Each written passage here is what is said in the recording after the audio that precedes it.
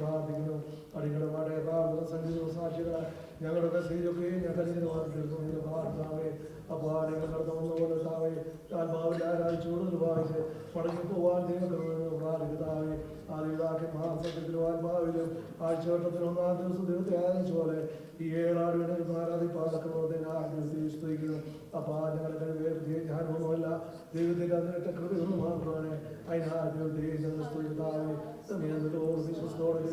പാടക്കുക ഞങ്ങളിൽ ഓരോന്നും ഞങ്ങളെ സഹായിക്കുന്നതിന് പ്രാർത്ഥാവേ പ്രാർത്ഥാവേ കഴിഞ്ഞ ദിവസങ്ങൾ പോകാത്ത പ്രയാസങ്ങൾ കടന്നുപോയത് പിതാവ് അത്ഭുത ഉടൽ കൊടുത്തിരിക്കുക ദൈവത്തെ ഞങ്ങളുടെ സുഖാവേ പരിപൂർണ്ണ സൗഖ്യം പ്രാപിച്ച് വീട് ഞങ്ങൾ ദൈവത്തെ സ്തുതിപ്പാറെ ദൈവത്തിനോട് സഹായിക്കുന്നതിന് പ്രാർത്ഥാവേ ദേവദാസനെ ഓർത്ത് പ്രാർത്ഥിക്കുന്നതാവേ മീറ്റിങ്ങിൻ്റെ ആവശ്യങ്ങളായി പോയിരുന്നതാവേ അത് അനുഗ്രഹമായി നടന്ന് താവേ സന്തോഷമായി നടന്ന് വീട് സ്തുതിപ്പാറെ ദൈവത്തിനോട് സഹായിക്കുന്നതിന് പ്രാർത്ഥിക്കുന്നു. അപ്പോൾ ഞങ്ങൾ പ്രാർത്ഥിക്കുന്ന എല്ലാ വിഷയത്തിലും വിദ്യാസങ്ങളും മറുപടിയുണ്ട് ദൈവത്തെ മാത്രപ്പെടുത്തുവാൻ ദൈവത്തിൽ വന്ന് സഹായിക്കുന്നതിന് പ്രാർത്ഥന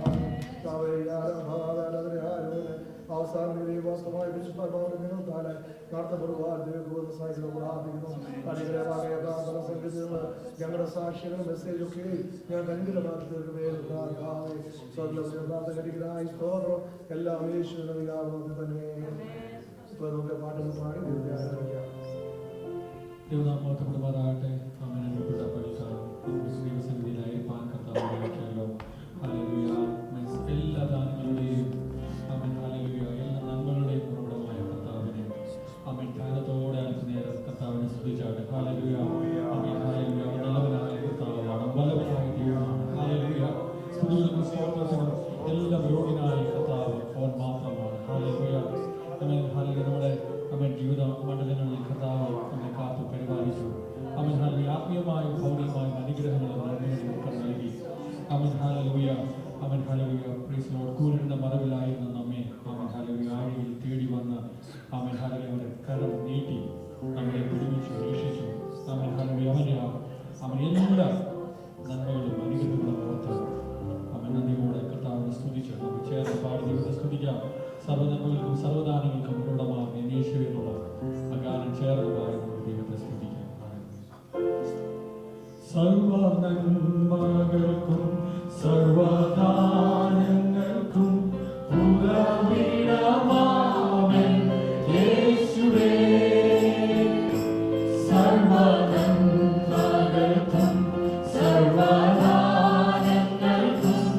ഉറവിടമാമൻ യേശുവേ. അങ്ങേ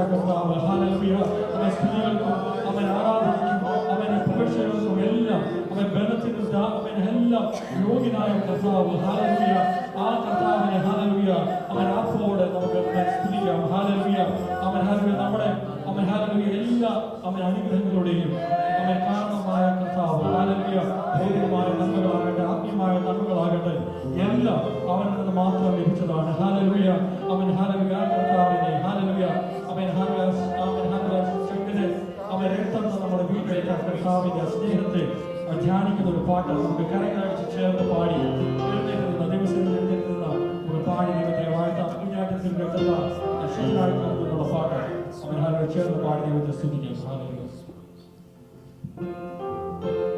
കുഞ്ഞാട്ടിൻ തിരൂരക്തത്താൽ ഞാൻ ശുദ്ധനായി തീർന്നു പഞ്ചാംഗിലെ ശുദ്ധരക്തത്താൽ ഞാൻ ജയം പാടിയിരുന്നു കുഞ്ഞാട്ടിൻ തിരൂരക്തത്താൽ ഞാൻ ശുദ്ധനായി തീർന്നു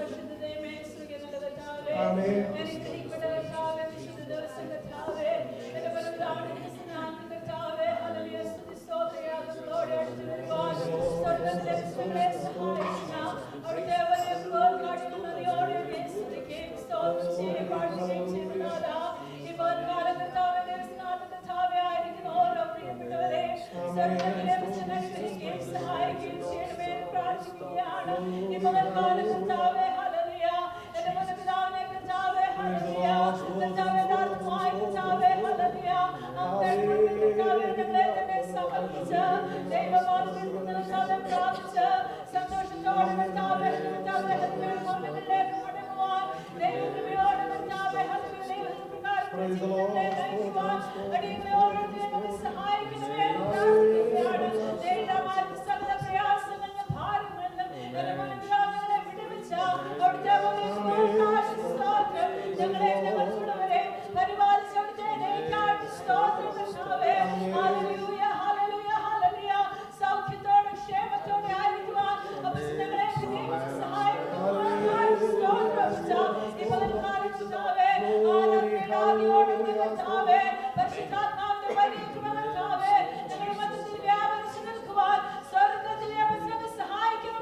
പ്രാർത്ഥിക്കുകയാണ്. ഉദാസീനതയോടെ ആരും കർത്താവേ ദൈവത്തിന്റെ തിരുസന്നിധിയിലായിരിക്കുവാൻ അപ്പസ്തൻ ഇടയാക്കരുതേയെന്ന് പ്രാർത്ഥിക്കുകയാണ് നാഥാ. Hallelujah, hallelujah, hallelujah. യഹോവയ്ക്ക് വേണ്ടി വൻകാര്യങ്ങൾ ചെയ്യുവാൻ ഇതിനെ സ്വർഗ്ഗത്തിലെ അപ്പസ്തൻ കർത്താവേ ഞങ്ങളെ ഓരോരുത്തരെയും ഒന്ന് സഹായിക്കണമേ. ആത്മാവിൽ ഒരുക്കത്തോടെ ആയിരിക്കുവാൻ കർത്താവേ, പ്രതിയോഗിയോട് കർത്താവേ ഹല്ലേലൂയ എതിർത്ത് നിൽക്കുവാനുള്ള വലിയ ദൈവത്തിന്റെ കൃപ ഞങ്ങൾക്ക് ഞങ്ങളുടെ പ്രിയപ്പെട്ടവർക്കും സ്വർഗ്ഗത്തിലെ അപ്പസ്തൻ നൽകണമേ എന്ന് പ്രാർത്ഥിക്കുകയാണ് കർത്താവേ. ഭാരത്തോടെ ആയിരിക്കുന്ന പ്രിയപ്പെട്ടവരോട് കർത്താവേ, രോഗാവസ്ഥയിലായിരിക്കുന്ന പ്രിയപ്പെട്ടവരോട് ദൈവത്തിന്റെ കരുണയും കർത്താവേ അവിടുത്തെ വിടുതലും അപ്പസ്തൻ അയക്കണമേ എന്ന് നിങ്ങൾ പ്രാർത്ഥിക്കുകയാണ് നാഥാ. Hallelujah, hallelujah, hallelujah. ഞങ്ങളുടെ ഭാരം കർത്താവേ അങ്ങയുടെ മേൽ ഞങ്ങൾ ഇറക്കി വെക്കുന്നു അപ്പസ്താ. ഈ പകൽക്കാലം കർത്താവേ ദൈവത്തിന്റെ പരിശുദ്ധാത്മാവ് ഞങ്ങളെ ഓരോരുത്തരെയും കർത്താവേ വലിയ ദൈവകൃപയാൽ നിറച്ച് കർത്താവേ സകല സുഖത്തിലും കടക്കുവാൻ സ്വർഗ്ഗത്തിലെ അപ്പസ്തനെ സഹായിക്കണമേ എന്ന് പ്രാർത്ഥിക്കുകയാണ്. അപ്പസ്തന്റെ പ്രാർത്ഥനകൾ ശ്രദ്ധവച്ച് കേൾക്കുന്നവർക്കായിട്ട് സ്തോത്രം, സ്തോത്രം, സ്തോത്രം. സകലം ഞങ്ങളുടെ ജീവിതശേഷിയുടെ നാമത്തിൽ താഴ്മയോടെ യാചിക്കുന്ന കൃപയുടെ പ്രാർത്ഥന നൽകണമേ. സ്തുതിക്കുന്ന പിതാവേ. Turn to Psalms 42. Not done, so you can.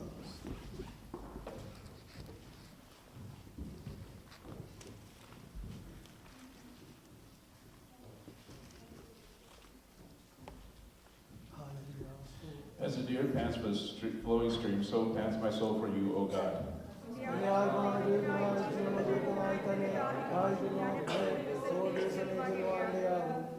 My tears are not my food day and night, while they say to me all day long, where is your God?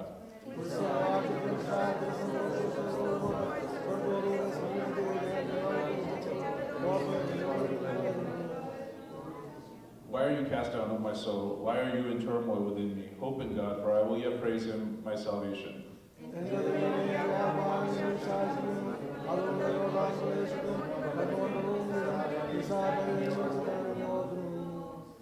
Deep calls to deep, and the roar of your waterfalls. All the breakers of your waves have gone over me.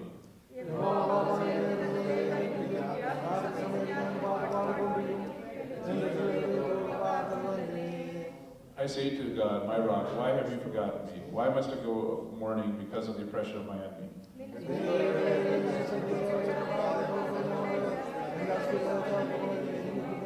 Let's do the last verse together. Why are you cast down, my soul? Why are you in turmoil within me? Hope in God, for I will yet praise him, my salvation and my God. Let's pray. I'm sure Levish will say everything for something to come forth the boys as well as done, especially thank you for Sunday you've given us. Let's come together to worship you, God Jesus. Especially thank you for the psalm you've given us, God Jesus. Help us to learn from the psalm to apply our lives, live for your plan in this. Bless the reign of service for you, run on these everything for you, man. Just I pray. Amen. You'll be seated. As we can see from the heading of the psalm was the start of book 2 in the Psalms, and it's attributed to the sons of Korah. It's 12 psalms that are written by them.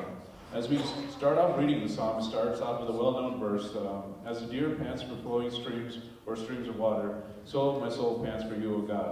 Here the psalmist is expressing his desire to know God intimately. The psalmist compares his thirst for God as a deer thirsts for flowing water. And as we know, the Bible commends those who hunger and thirst for righteousness.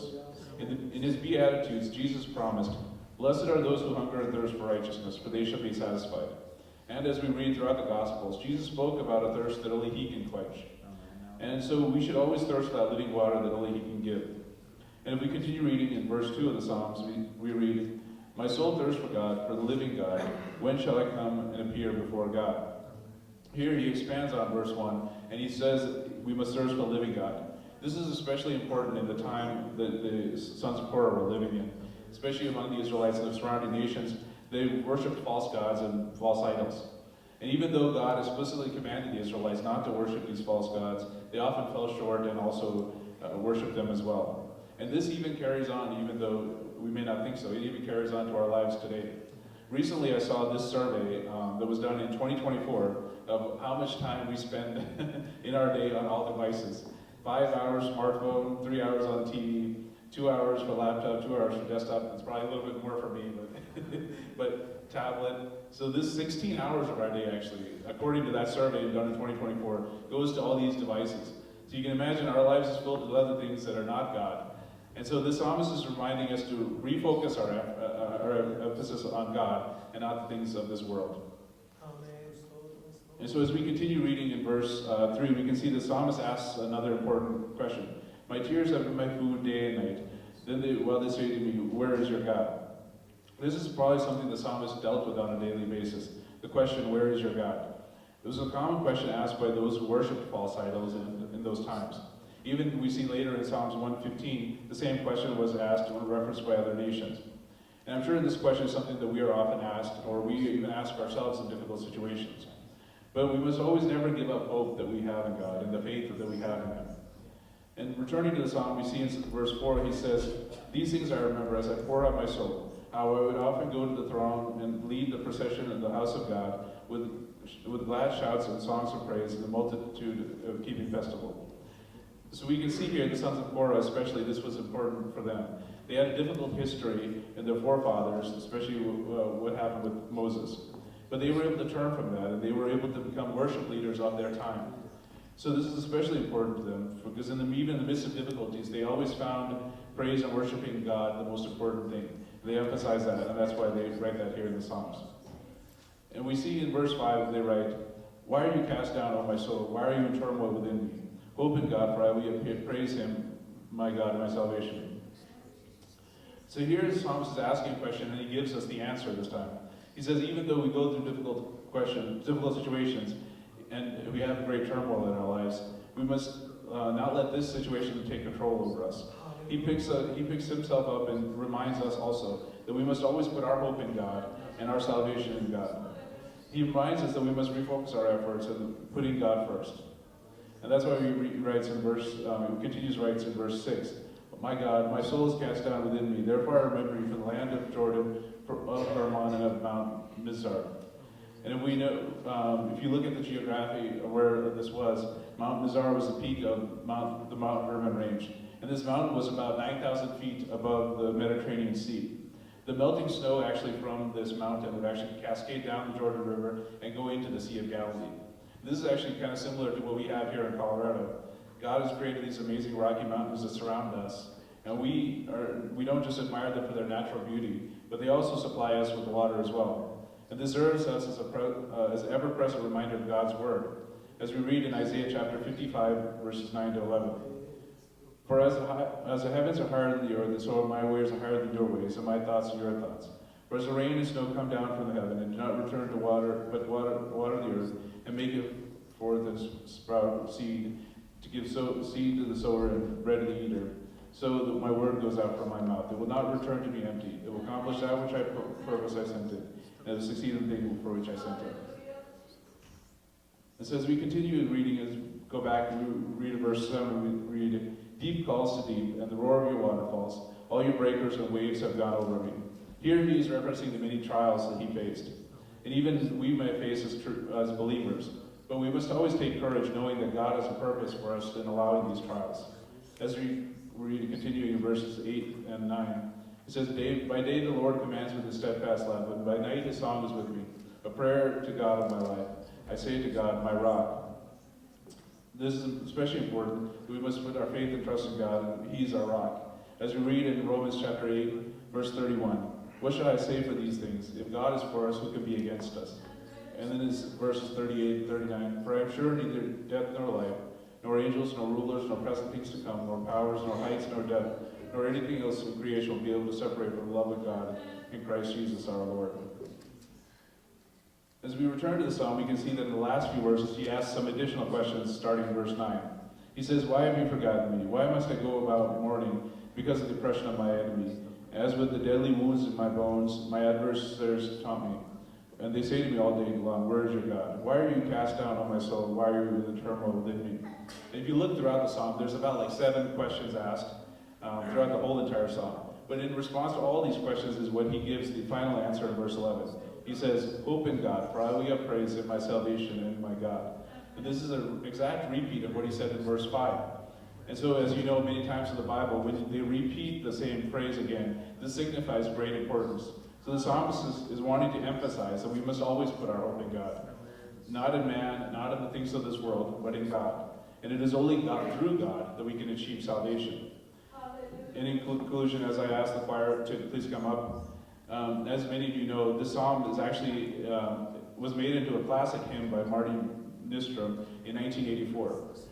Marty was actually studying Bible school, and while he was sitting down at the piano, he opened his Bible up to Psalm 42, and the words of this psalm spoke to him in a powerful way, and he was able to create this hymn to remind us of the message behind Psalms 42. So I encourage each of you to worship with our choir as they sing this classic hymn based on this psalm. May God bless you. Please remember that.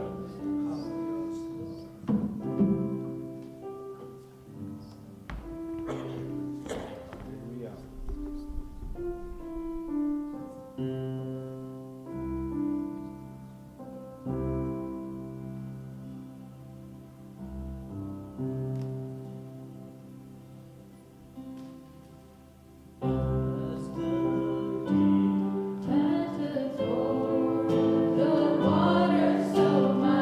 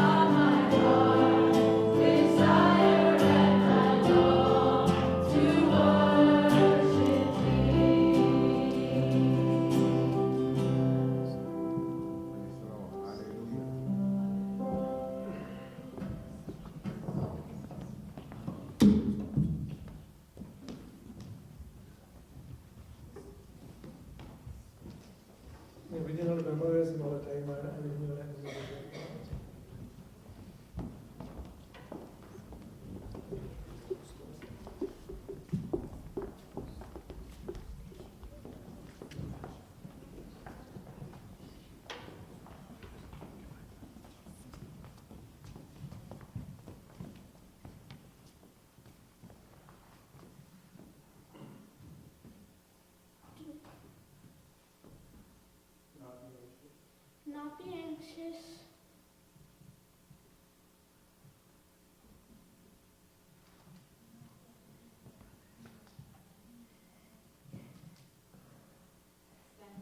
Stand up, folks. Fasten the belt of shield on your waist. Remember the breastplate of righteousness. Ephesians 6:14.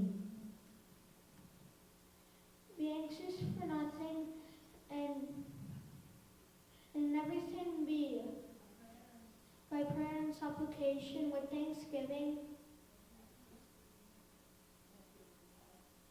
and let your requests be made to God. Psalm 117, verses 1 and 2. Praise the Lord, all ye nations. Exalt him, all ye peoples. For great is his love towards us, and the faithfulness of the Lord endures forever. Romans chapter 12, verses 1.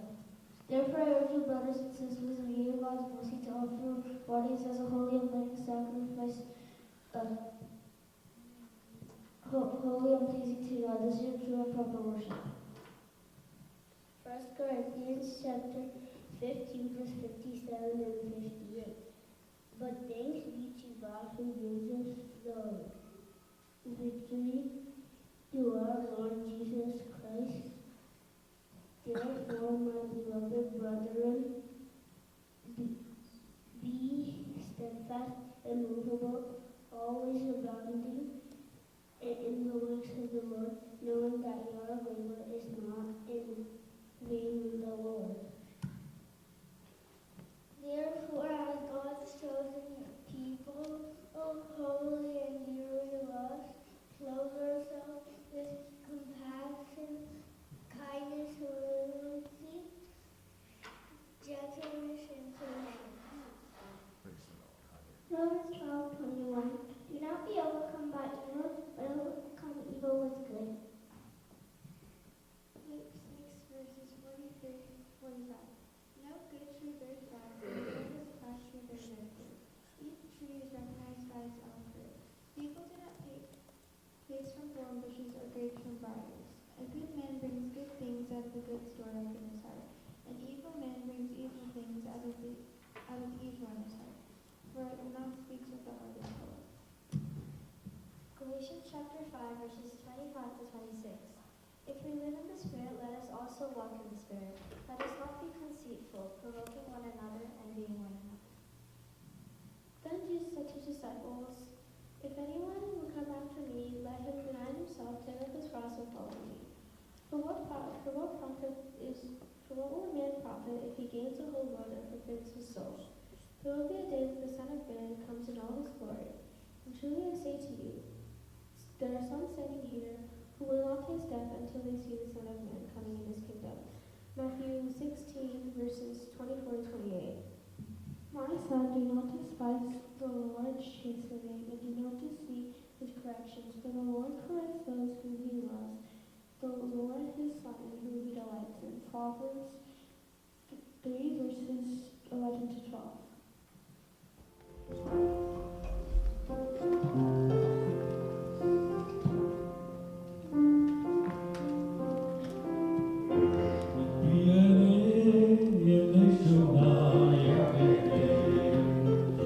Por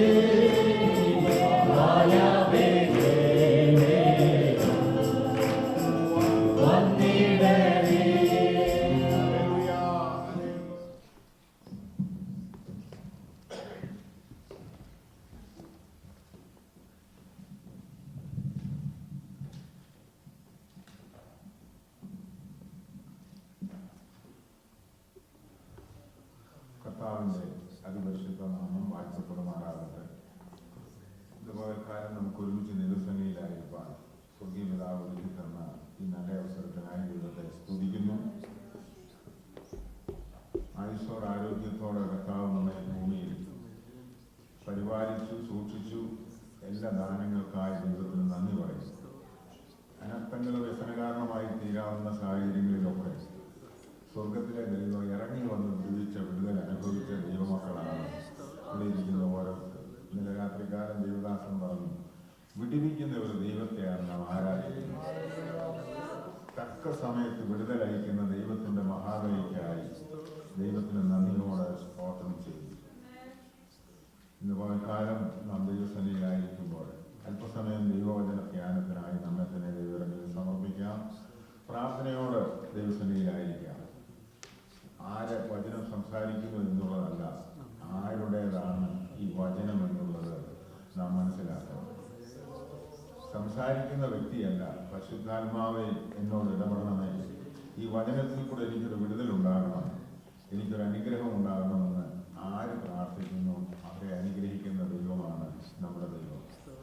ഇന്ന് പകൽക്കാലം നമ്മുടെ വചനധ്യാനത്തിന് വേണ്ടി യൂദായുടെ ലേഖനത്തിൽ നിന്നാണ് ചില കാര്യങ്ങൾ പറയുവാൻ ഞാൻ ആഗ്രഹിക്കുന്നത്. യൂദായുടെ ലേഖനം എന്ന് നമ്മൾ വേദപുസ്തകത്തിൻ്റെ 65-ാമത്തെ പുസ്തകമാണ് യൂദായുടെ പുസ്തകം. യൂദ എന്ന് കേൾക്കുമ്പോൾ നമ്മുടെ മനസ്സിൽ വരുന്ന ഒരു യൂദ ഉണ്ട്. കർത്താവായ യേശുക്രിസ്തുവിനെ കാണിച്ചു കൊടുത്ത യൂദ. ആ യൂദ അല്ല ഈ യൂദ എന്ന് നമുക്ക് എല്ലാവർക്കും അറിയാം. കർത്താവിൻ്റെ സഹോദരനായ യൂദയാണ് ഈ ലേഖനം എഴുതിയത്. യൂദ അതുപോലെ തന്നെ ഈ ലേഖനം എഴുതുമ്പോൾ യൂദ തുടങ്ങുന്നത് തന്നെ യാക്കോബിന്റെ സഹോദരനും യേശുക്രിസ്തുവിന്റെ ദാസനുമായ യൂദ എന്ന സംബോധനയോടുകൂടിയാണ് ഈ ലേഖനം തുടങ്ങുന്നത്. അപ്പൊ യാക്കോബിന്റെ ദാസൻ യേശുക്രിസ്തുവിന്റെ യാക്കോബിന്റെ സഹോദരൻ യേശുക്രിസ്തുവിന്റെ ദാസൻ എന്ന് യൂദ ഇത് പറയുമ്പോൾ നമ്മളവിടെ ചിന്തിക്കേണ്ട ഒരു കാര്യമുണ്ട്. യൂദ എന്തുകൊണ്ടാണ് അങ്ങനെ പറഞ്ഞത്? യേശുക്രിസ്തുവിന്റെ സഹോദരനായ യൂദ എന്ന് പറയുവാൻ ഒരു യോഗ്യതയുള്ള ആളല്ലേ യൂദ എന്ന് നമ്മൾ ചിന്തിക്കാം. കാരണം യേശുക്രിസ്തുവിന്റെ സഹോദരന്മാരെ കുറിച്ച് വേദപുസ്തകം പറയുന്നുണ്ട്. അത് യാക്കോബ്, യോസെ, യൂദ, ശിമോൻ സഹോദരിമാരെ കുറിച്ചും പറയുന്നുണ്ട്. അപ്പൊ യേശുക്രിസ്തുവിന് സഹോദരന്മാരുണ്ടായിരുന്നു, സഹോദരിമാരുണ്ടായിരുന്നു. എന്നാൽ യേശുക്രിസ്തുവിന്റെ ജീവിതകാലത്ത് ഒരിക്കൽ പോലും ഈ സഹോദരന്മാരെ യേശുക്രിസ്തുവിനെ അംഗീകരിക്കുകയോ കർത്താവിന്റെ സന്നിധിയിൽ നിന്ന് കടന്നു വന്ന ദൈവപുത്രനാണ് യേശുക്രിസ്തു എന്ന് അവർ വിശ്വസിക്കുകയോ ചെയ്തില്ല. അവരെപ്പോഴും തന്നെ കുറ്റം പറയുകയും തനിക്കെതിരെ സംസാരിക്കുകയും ചെയ്തിരുന്ന സഹോദരന്മാരായിരുന്നു ഇവര്. എന്നാൽ കർത്താവായ യേശുക്രിസ്തു മരിച്ചടക്കപ്പെട്ട് ഉയർത്തെഴുന്നേറ്റ് കഴിഞ്ഞപ്പോൾ യേശുക്രിസ്തു യാക്കോബിന് പ്രത്യക്ഷനായി. കഴിഞ്ഞപ്പോൾ യാക്കോബിന് ഒരു കാര്യം മനസ്സിലായി. ഞങ്ങളുടെ കൂടെ ജനിച്ച, അല്ലെ ഞങ്ങളുടെ അമ്മയുടെ ഉദരത്തിൽ നിന്ന് ജനിച്ച ഞങ്ങളുടെ സഹോദരൻ ലോകപ്രകാരം ഒരു സഹോദരനല്ല, ദൈവം അയച്ചിട്ട് വന്ന മശിഹായാണ് എന്നുള്ള തിരിച്ചറിവ് യാക്കോബിനുണ്ടായി. അത് യൂദയിലേക്കുണ്ടായി, യോസേക്കുണ്ടായി, ശിമോനുണ്ടായി, സഹോദരിമാർക്കുണ്ടായി. അതുകൊണ്ടാണ് വാണിയമുറിയിൽ പ്രാർത്ഥനയ്ക്കായി കടന്നു വന്നപ്പോൾ അവിടെ പ്രത്യേകം പറയുന്നുണ്ട്, യേശുവിന്റെ അമ്മ മറിയയും യേശുവിന്റെ സഹോദരങ്ങളും അവിടെ ഉണ്ടായിരുന്നു.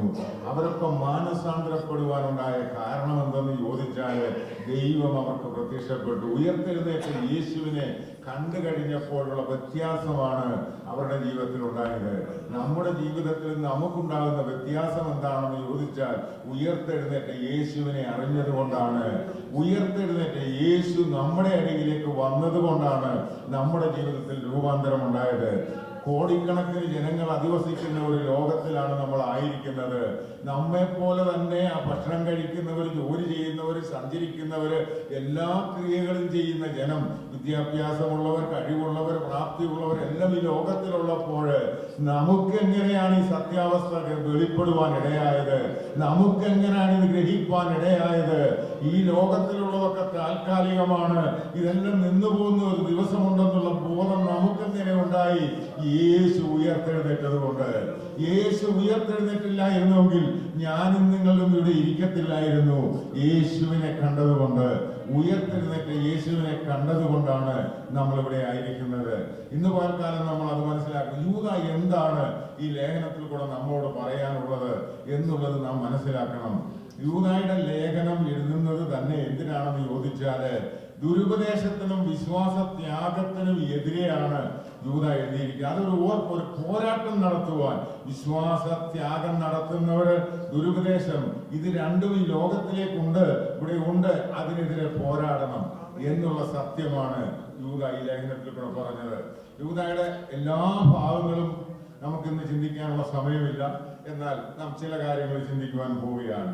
അതിന്റെ പ്രാരംഭമായിട്ട് 3-4 വാക്യം നമുക്കൊന്ന് വായിക്കാം. യൂദായുടെ ലേഖനം 3-4 വാക്യം.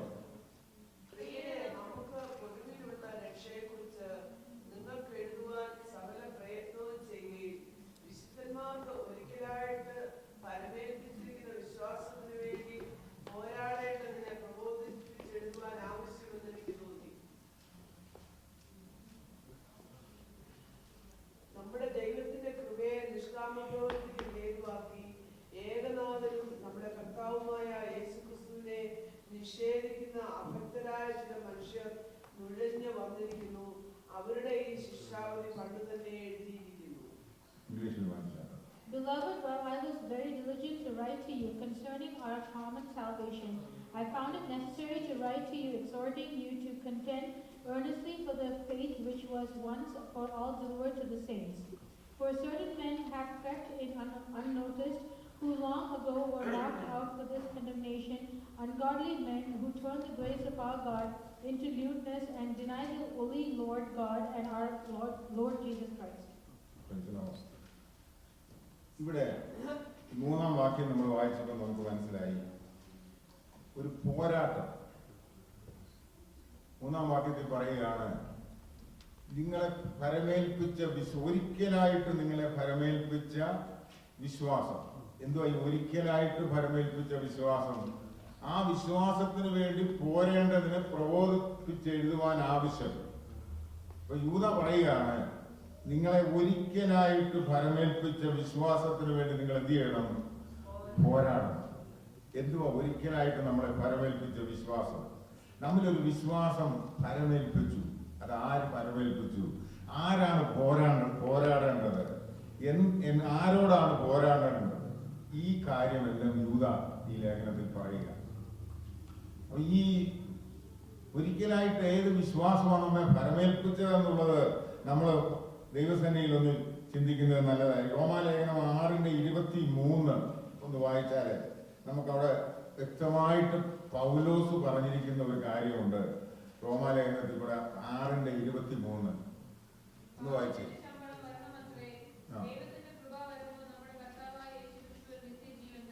പാപത്തിന്റെ ശമ്പളം മരണമത്രേ, ദൈവത്തിന്റെ കൃപാവരമോ നമ്മുടെ കർത്താവായ യേശുക്രിസ്തുവിന്റെ നിത്യജീവൻ തന്നെ. അപ്പൊ എന്തിനു വേണ്ടിയാ പോരാടേണ്ടതെന്നാണ് പൗലോസ് പറയുന്നത്? പാപത്തിന്റെ ശമ്പളമായ മരണത്തിന് വിധിക്കപ്പെട്ടതായിരുന്ന നമുക്ക് നിത്യജീവൻ നൽകിയ ദൈവത്തിന്, ആ ദൈവത്തിന്റെ ആ സന്നിധിയിൽ നമ്മൾ ചെന്നെത്തോളം നിത്യജീവന് വേണ്ടി നാം എന്ത് ചെയ്യണം? പോരാടിക്കൊണ്ടിരിക്കണം. ഇതുവരെ നിത്യജീവൻ പൂർണ്ണമായിട്ട് നമ്മൾ പ്രാപിച്ചിട്ടില്ല. ഈ പാപത്തിന്റെ ശമ്പളമായ മരണം അത് ഏത് നിമിഷവും നമ്മെ തകർക്കാം. നമ്മൾ വിചാരിക്കരുത് ശാരീരിക മരണത്തെ കുറിച്ചാണ് അവിടെ പറഞ്ഞിരിക്കുന്ന പൗലോസ് എന്ന്. ശാരീരിക മരണം കൊണ്ട് ഒരു മനുഷ്യൻ അവസാനിക്കുകയായിരുന്നെങ്കിൽ യാതൊരു ബുദ്ധിമുട്ടുമില്ല. ശലോമോന്റെ ഭാഷയിൽ പറഞ്ഞാൽ തിന്നുക, കുടിക്കുക, ആനന്ദിക്കുക, നാളെ ചാവുമല്ലോ. എന്നാൽ മരണത്തിൽ നിന്ന് ജീവങ്കിലേക്ക് നമ്മെ വിളിച്ചു വേർതിരിച്ച ഒരു ദൈവമുണ്ട്. ആ ദൈവത്തിന്റെ ആ സന്നിധിയിൽ നമുക്ക് പോരാടണമെങ്കിൽ നമ്മളെ കൊണ്ട് ശക്തിയൊന്നുമില്ല പോരാടാൻ. പക്ഷെ ദൈവം നമ്മോട് കൂടെ ഇരുന്ന് നമ്മെ അതിനുവേണ്ടി നയിക്കുകയാണ്. അപ്പൊ ഇതാണ് പോരാട്ടം എന്ന് പറയുന്നത്. പൗലോസ് പറയുന്നു, മരണം ഒരു ചെറിയ ഉദാഹരണം നമ്മൾ അതിന് ചിന്തിച്ചാൽ ഇത്രേ ഉള്ളൂ. അതിന്റെ കാരണം എന്ന് പറയുന്നത്, നമ്മൾ ഒരു നല്ല കുടുംബത്തിൽ ഒരു കുഞ്ഞ് ജനിച്ചു. എല്ലാ സുഖസൗകര്യങ്ങളും എല്ലാ അനുഗ്രഹങ്ങളും ഉള്ള ഒരു കുഞ്ഞ് ലോകത്ത് ജനിച്ചു. അത് വളർന്നു വന്നു. കൊച്ചു പ്രായമായപ്പോൾ ഒരു ഭിക്ഷക്കാരൻ വന്ന് അതിനെ തട്ടിക്കൊന്നു. എല്ലാ സുഖസൗകര്യങ്ങളും അനുഭവിച്ചിരുന്ന കുഞ്ഞിനെ ഭിക്ഷക്കാരൻ തട്ടിക്കൊണ്ടുപോയി ഭിക്ഷയെടുക്കുന്നതിന് വേണ്ടി അതിന്റെ അംഗവൈകല്യം വരുത്താനെ ഉപദ്രവിക്കുക, മറ്റുള്ളവരുടെ മുമ്പിൽ അതിനെ അപമാന വിഷയമാക്കി ഭിക്ഷയെടുത്ത് ജീവിക്കുന്ന സമയം നാളുകളായി കുഞ്ഞ് ഈ അവസ്ഥയിലാണ്. ആര് രക്ഷിക്കും? എന്നും പീഡനം, ആഹാരമില്ല, ബുദ്ധിമുട്ട്. ഒരു ദിവസം ഈ കുഞ്ഞിനെ മാതാപിതാക്കൾ കണ്ടുപിടിക്കുന്നു, സാഹചര്യം ഒരുക്കുന്നു, അവരുടെ കയ്യിൽ നിന്ന് കുഞ്ഞിനെ തിരികെ കൊണ്ടുവരുന്നു, ഈ വീട്ടിലേക്ക് കൊണ്ടുവരുന്നു. അതിന് ചികിത്സകൾ കൊടുത്ത് അതിനെ പഴയ നിലയിൽ അവരുടെ കുഞ്ഞായിട്ട് വളർത്തുന്നു, ആ പദവിയിലേക്ക് ഉയർന്നു. ഈ ഭിക്ഷക്കാരന്റെ കയ്യിലായിരുന്നെങ്കിൽ ഏത് നിമിഷവും മരിച്ചു പോകാമായിരുന്നു. എന്നാൽ മടങ്ങി വന്ന കുഞ്ഞ് ഈ മാതാപിതാക്കളോടൊപ്പം ആയിരുന്ന് സന്തോഷം അനുഭവിച്ച് ആരോഗ്യം പ്രാപിച്ചു. ഇത് തന്നെയാണ് നമ്മുടെ ജീവിതത്തിലും ഉണ്ടായത്. എല്ലാ സുഖസൗകര്യങ്ങളോടുകൂടി നമ്മളെ സൃഷ്ടിച്ച് നമ്മളെ ആക്കിയ സ്ഥാനത്ത് നിന്ന് പിശാച് തട്ടിക്കൊണ്ടുപോയി വെറും ഭിക്ഷക്കാരാക്കി ലോകത്തിൽ ആരെ കൊണ്ട് വിടുവിക്കാൻ കഴിയാതെ, ഈ ലോകത്തിൽ നമ്മെ രക്ഷിപ്പാൻ ആരാലും കഴിയാതെ അംഗവൈകല്യമുണ്ടാക്കി യാതൊരു ഗുണവുമില്ലാത്തവരായി, യാതൊരു രൂപഗുണവുമില്ലാത്തവരായി, യാതൊന്നിനും കൊള്ളാത്തവരായിട്ട് മരണമെന്ന ആ വിധി കാത്ത് കിടന്നിരുന്ന നമ്മളെ തേടി വന്ന് നമ്മുടെ കർത്താവ് രക്ഷിച്ച് സ്വർഗീയ മഹിമകളെ വെടിഞ്ഞ് നമ്മുടെ പിതാവ് ലോകത്തിലേക്ക് ഇറങ്ങി വന്ന് കാൽവരി ക്രൂസിൽ അവസാനത്തെ തുള്ളി രക്തം വരെ നമുക്കായി ഊറ്റിത്തന്ന് അവന്റെ അടിപ്പിണരാനുള്ള സൗഖ്യം നമ്മുടെ മേൽ പകർന്ന് ശാപത്തെ മാറ്റി, രോഗത്തെ മാറ്റി, പാപത്തെ മാറ്റി ആ സ്വർഗീയ സന്തോഷത്തിലേക്ക് കൊണ്ടുവന്നത് വെറുതെയല്ല, നിത്യജീവൻ അനുഭവിക്കുന്നതിന് വേണ്ടിയാ. ഞാൻ ആയിരുന്ന ഇടത്ത് എന്നെ തേടി വന്ന് രക്ഷിച്ച ഒരു ദൈവമാണ്. ഇതൊന്നും മനസ്സിലാക്കണം ദൈവമക്കൾ. ഇതിന്ന് പലർക്കും തിരിച്ചറിയാൻ പറ്റാത്ത കാര്യമാണ്. യൂദ ഈ ലേഖനം എഴുതുമ്പോൾ അന്നത്തെ അവസ്ഥ അതുപോലെ, ഇന്നത്തെ പെന്തക്കോസ്തുകാരുടെ അവസ്ഥയാണെന്ന് ഈ ദൈവമക്കളുടെ ഇടയിൽ ഉണ്ടായിരുന്നത്. AD 67 ഈ ലേഖനങ്ങളൊക്കെ എഴുതപ്പെട്ടത്. പത്രോസിന്റെ ലേഖനം, യൂദായുടെ ലേഖനം, പൗലോസ് പല ലേഖനങ്ങൾ എഴുതിയതൊക്കെ AD 67 വേദപണ്ഡിതന്മാർ പറയുന്നത്. ആ കാലഘട്ടത്തിൽ എഴുതിയ ലേഖനങ്ങളൊക്കെ പല മുന്നറിയിപ്പുകൾ വന്നു. അവസാനത്തെ ലേഖനമായിട്ട് ഇത് ഇവിടെ ചേർത്തത് വേദപുസ്തകത്തിൽ, ഈ വേദപുസ്തകം എഴുതിയത് ഇങ്ങനെ നമ്മളൊരു ബുക്ക് എഴുതുന്ന പോലെ എഴുതി പോയതല്ല. നമുക്കറിയാം, അനേക വർഷങ്ങൾ അനേക ദൈവദാസന്മാർ പല വിധത്തിലുള്ളവർ എഴുതി ചേർത്ത പുസ്തകമായി ഇത് ക്രമത്തിൽ കൊണ്ടുവന്ന് 66 പുസ്തകങ്ങളാക്കിയപ്പോൾ 65ാമത്തെ പുസ്തകമായിട്ട് യൂദായുടെ പുസ്തകം എഴുതി ലേഖനം അവിടെ അവസാനിക്കുമ്പോൾ അവിടെ ഒരു വലിയ കാര്യം വിളിച്ചു പറയുന്നുണ്ട്. ഇത് അവസരം പാഴാക്കരുത്, ഇനിയും ഒരു എഴുത്തെഴുതുവാൻ ആരുമില്ല. യൂദ അവിടെ എഴുതുക. യേശുക്രിസ്തുവിന്റെ സഹോദരന്മാരായ യാക്കോബും യൂദായും 2 ലേഖനങ്ങൾ എഴുതിയിട്ടുണ്ട്. മറ്റേതൊക്കെ അപ്പോസ്തലന്മാർ എഴുതിയതാ. ഇവർ അപ്പോസ്തലന്മാരല്ല. പരിശുദ്ധാത്മാവിന് വ്യക്തികളെ കുറിച്ചുള്ള ബന്ധത്തെക്കാട്ടിൽ കൂടുതൽ അവരുടെ ഹൃദയത്തോട് ഇടപെടുവാനുള്ള കാര്യമാണുള്ളത്. പത്രോസിന്റെ ലേഖനം, 2ാമത്തെ ലേഖനം, 2ാം അധ്യായം വായിച്ചു നോക്കിയാൽ നമുക്കറിയാം യൂദായുടെ ലേഖനവും അതുമായിട്ട് ഒരുപാട് സാമ്യമുണ്ട്. പത്രോസിന്റെ 2ാം ലേഖനം 2ാം അധ്യായം അതിന്റെ 1ഉം 2ഉം വാക്യം ഒന്ന് വായിച്ചു. ഞാൻ റോയിക്ക് കൊടുത്തിട്ടില്ല, വായിച്ചാണ്. എന്നാൽ കള്ളപ്രവാചകന്മാരും ജനത്തിന്റെ ഇടയിൽ ഉണ്ടായിരുന്നു. അങ്ങനെ നിങ്ങളുടെ ഇടയിലും ദുരുപദേഷ്ടന്മാർ ഉണ്ടാകും. അവർ നാശകരമായ മതഭേദങ്ങളെ നുഴയിച്ച് തങ്ങളെ വിലയ്ക്ക് വാങ്ങിയ നാവിനെ തള്ളിപ്പറഞ്ഞു തങ്ങൾക്ക് തന്നെ ശ്രീനാശം വരുത്തും. അവരുടെ ദുഷ്കാമ പ്രവർത്തികളെ പലരും അനുകരിക്കും. അവർ നിമിത്തം സത്യമാർഗം ദുഷിക്കപ്പെടും. അവർ ദ്രവ്യാഗ്രഹത്തിൽ കൗശലവാക്ക് പറഞ്ഞ് നിങ്ങളെ വാണിഭമാക്കും. മതി മതി. ഇത് തന്നെ യൂദായും നമ്മളിപ്പോ വായിച്ച 3, 4 വാക്യങ്ങളിൽ പറയുന്നത്. ഈ ദുരുപദേഷ്ടാക്കന്മാര് അല്ലെങ്കിൽ ഇവര് ഈ ദുഷ്പ്രവർത്തിക്കാരുണ്ടാകും. ഇങ്ങനെയുള്ളവര് ഈ പോരാട്ടത്തിൽ ഇവർക്കെതിരെ പോരാടുക. അത് നമ്മൾ പലപ്പോഴും വിചാരിക്കുന്ന ഈ പോരാട്ടം എങ്ങനെയാണ്. യൂദ അത് വളരെ വ്യക്തമായിട്ട് പറയുന്നുണ്ട്. അപ്പൊ ഈ പോരാട്ടം ആരോടാണ് എന്നുള്ളത് വളരെ വ്യക്തമായി ഇവിടെ പറയുന്നുണ്ട്. ഇവിടെ പറയുകയാണ് ദുരുപദേശക്കാർക്കെതിരെ. അതിന്റെ 4ാം വാക്യം ഒന്നുകൂടെ വായിച്ച്, അല്ല 3ാം വാക്യം. യൂദ 3-ാം വാക്യം. വിശ്വാസത്തിന് വേണ്ടി പോരാടേണ്ടതിന് പ്രബോധിച്ച് എഴുതുവാൻ. അപ്പൊ എന്തിനു വേണ്ടിയാ പോരാടേണ്ടത്? വിശ്വാസത്തിന് വേണ്ടി പോരാടണം. എങ്ങനെയാണ് പോരാടേണ്ടതെന്ന് പറഞ്ഞ് 4ാം വാക്യം പറയുന്നു. നമ്മുടെ ദൈവത്തിന്റെ കൃപയെ ദുഷ്കാമ പ്രവർത്തിക്ക് ഹേതുവാക്കി ഏകനാഥനും നമ്മുടെ കർത്താവായ യേശുക്രിസ്തുവിനെ നിഷേധിക്കുന്ന അഭക്തരായ ചില മനുഷ്യർ നുഴഞ്ഞു വന്നിരിക്കുന്നു. ഈ നുഴഞ്ഞു കയറ്റക്കാരെന്ന് പറഞ്ഞാൽ അത് ഒരു രാഷ്ട്രഭാഷയായിട്ട് നമ്മൾ ഉപയോഗിക്കുന്നു എന്ന് പറഞ്ഞാൽ നമ്മുടെ രാജ്യത്തേക്ക് നുഴഞ്ഞു കയറുക. ഈ നേരെ വരാത്തതൊക്കെ എന്തുകൊണ്ടാണ്? ഈ നേരെ വരാത്തത് നുഴഞ്ഞു കയറുന്നത് എന്തുകൊണ്ടാണ്? അത് നല്ല കാര്യത്തിന് വേണ്ടി അല്ല, നുഴഞ്ഞു കയറുക. അപ്പൊ ദൈവസഭയിൽ നുഴഞ്ഞു കയറുന്ന ആൾക്കാരുണ്ട് ദൈവമക്കളുടെ ഇടയിൽ. ആ നുഴഞ്ഞു കയറ്റക്കാർക്കെതിരെ പോരാടണം. പിന്നെ ദുഷ്കാമ പ്രവൃത്തി എന്ന് പറയുമ്പോൾ അവിടെ മലയാളത്തിൽ അങ്ങനെയാണ് എഴുതിയിരിക്കുന്നതെങ്കിലും ധാർമ്മിക നിയന്ത്രണം വേണ്ട, ധാർമ്മിക നിയന്ത്രണം ഒന്നും വേണ്ട എന്നുള്ള ചിന്തയാണത്. അത് ഏത് കാര്യത്തിലും മനസ്സിലായോ? ധാർമ്മിക നിയന്ത്രണം ഒന്നും വേണ്ട. ഇതൊക്കെ സഭയിൽ വന്നിരിക്കുകയാണ്. യൂദാ ഈ ലേഖനം എഴുതുമ്പോൾ ഇത് വന്നിരിക്കുക. പത്രോസ് പറഞ്ഞത് ഇത് വരാൻ പോകുന്നുണ്ട്, നിങ്ങൾ സൂക്ഷിച്ചോണം. യൂദാ പറയുക ഇത് വന്നിരിക്കുക, ഇതിനെതിരെ പോരാടിയേ പറ്റൂ.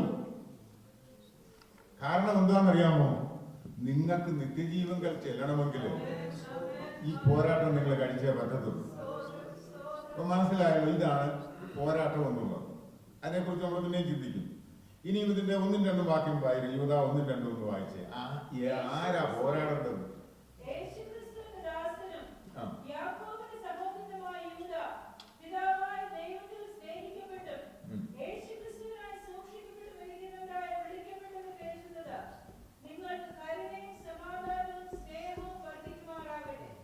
അപ്പൊ ഈ പോരാടേണ്ടത് ആരാണെന്ന് യൂദാ ആദ്യം തന്നെ എഴുതിയിട്ടുണ്ട്. ആരാ പോരാടേണ്ടത്?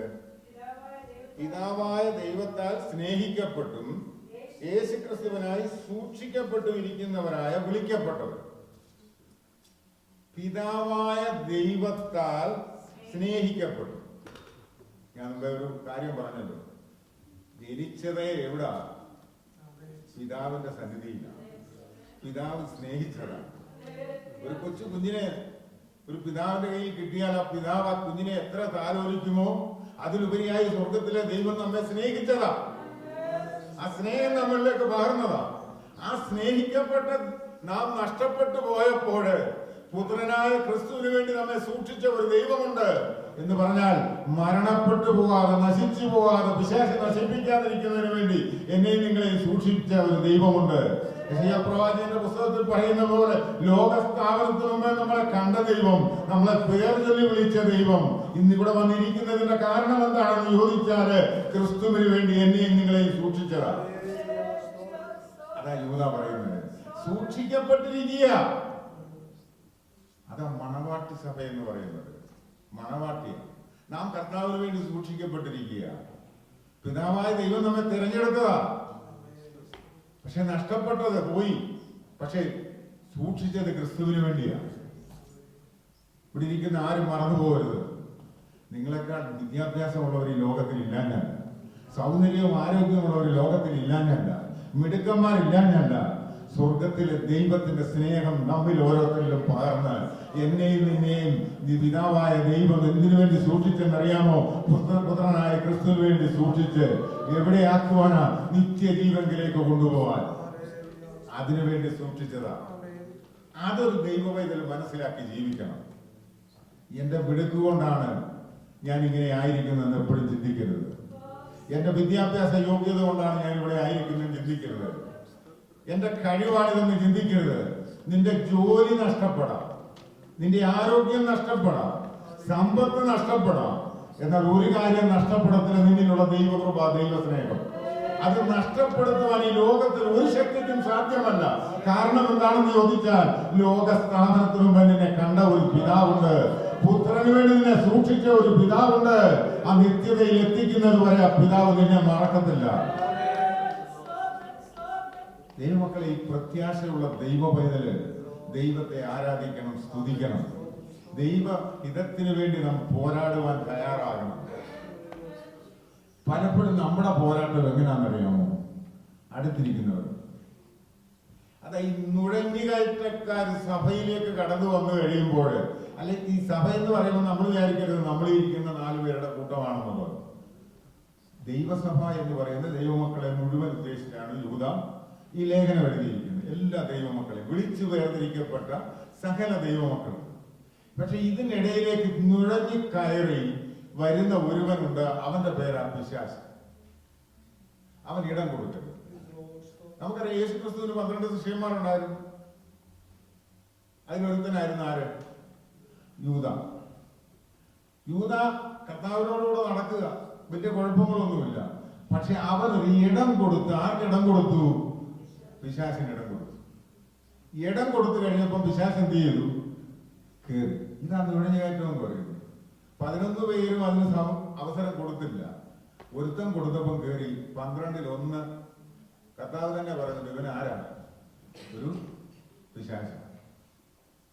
അപ്പൊ ഇവന്റെ ദേഹത്ത് കയറി. ഇതുപോലെ ആ സഭകളിലും ദൈവമക്കളുടെ ഇടയിൽ നാം പ്രതീക്ഷിക്കാത്ത പലരും, നാം പ്രതീക്ഷിക്കാത്ത പലതും നമ്മിലേക്ക് കയറാൻ ശ്രമിക്കും. അതിനിടം കൊടുക്കുവാൻ ഒരിക്കലും നമ്മൾ തയ്യാറാകരുത്. തിരിച്ചറിവ് നമുക്കുണ്ടാക്കണം. അതാണ് യൂദാലേഖനത്തിൽ പറയുന്നത്. ഇവിടെ പറയുന്ന മറ്റൊരു കാര്യം എന്ന് പറയുന്നത്, ഈ വിളിക്കപ്പെട്ടവർക്ക് ദൈവം നൽകുന്ന സമ്മാനമുണ്ട്, ഗിഫ്റ്റ് ഉണ്ട്. അതെന്താണെന്ന് ചോദിച്ചാൽ കരുണയും സമാധാനവും സ്നേഹവും വർദ്ധിപ്പിച്ചു തരിക. എന്താ, നിങ്ങൾക്ക് കരുണയും സമാധാനവും സ്നേഹവും എന്ത് ചെയ്യട്ടെന്നാ പറഞ്ഞേ? വർദ്ധിക്കുമാറാകട്ടെ. അപ്പൊ ഈ കരുണ, സമാധാനം, സ്നേഹം, ഇത് മൂന്നും നമുക്ക് വാഗ്ദത്തം തന്നിരിക്കുന്നത് ആരാന്നറിയാമോ? സ്വർഗത്തിലെ ദൈവം. വിളിക്കപ്പെട്ടവർക്ക് കരുണയും സമാധാനവും സ്നേഹവും ഇത് ഒരു സ്ഥലത്ത് എന്ന് പണം കൊടുത്താലും വാങ്ങിക്കാൻ കിട്ടത്തില്ല. ഈ ലോകത്തിലെ എത്ര ഉന്നതനായാലും ഈ മൂന്ന് കാര്യം കിട്ടത്തില്ല. ഇതൊരു ദൈവവൈതലിന് ദൈവം ദാനമായിട്ട് തന്നിരിക്കുക. ഈ കരുണ ലഭിച്ച നമുക്ക് ഒരു പ്രത്യേകതയുണ്ട്. ഒരു ദൈവവൈതൽ ദൈവസന്നിധിയിൽ വിളിക്കപ്പെട്ട ഒരു ദൈവവൈതലിന് കരുണ ലഭിച്ചത് ഒരിക്കലും നാം മറന്നു പോകരുത്. നമ്മുടെ മിടുക്കല്ല, കരുണയാലാണ് ഞാൻ നിങ്ങളിവിടെ ആയിരിക്കുന്നത്. ആ കരുണ ഉള്ളത് കൊണ്ടാണ് പല കാര്യങ്ങളും പല സമയങ്ങളും ദൈവം വെളിപ്പെടുത്തി തരുന്നത്. കാരണം ആ കരുണ നിൽക്കുക. ആ കരുണയും സമാധാനവും ലോകത്തിൽ ഇന്ന് ഒരുത്തർക്കും സമാധാനമില്ല, ഒരു ഭരണകർത്താക്കൾക്കും സമാധാനമില്ല.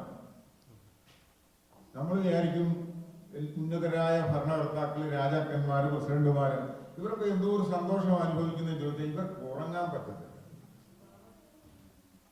തോമാച്ച വാൾമാർട്ടിൽ പോയി പൈസ സാധനം വാങ്ങിക്കുന്ന പോലെ പ്രസിഡന്റിന് പോകാനൊക്കത്തില്ല. കാരണം എന്താ? സമാധാനമില്ല. പോന്ന പോക്കിൽ ആരാ കാച്ചുന്നതെന്ന് അറിയത്തില്ല. തോമാച്ചാൻ ആ പേടിയുണ്ടോ? ധൈര്യമായിട്ട് പോയി സാധനം വാങ്ങിക്കൊണ്ട് വീട്ടിൽ വരും. ഒരു ശല്യമില്ല. സമാധാനം ദൈവമൊക്കെ മനസ്സിലാക്കണം. ഞാനും നിങ്ങളും അനുഭവിക്കുന്ന സമാധാനം സ്വർഗത്തിലെ ദൈവം തന്നതാണ്.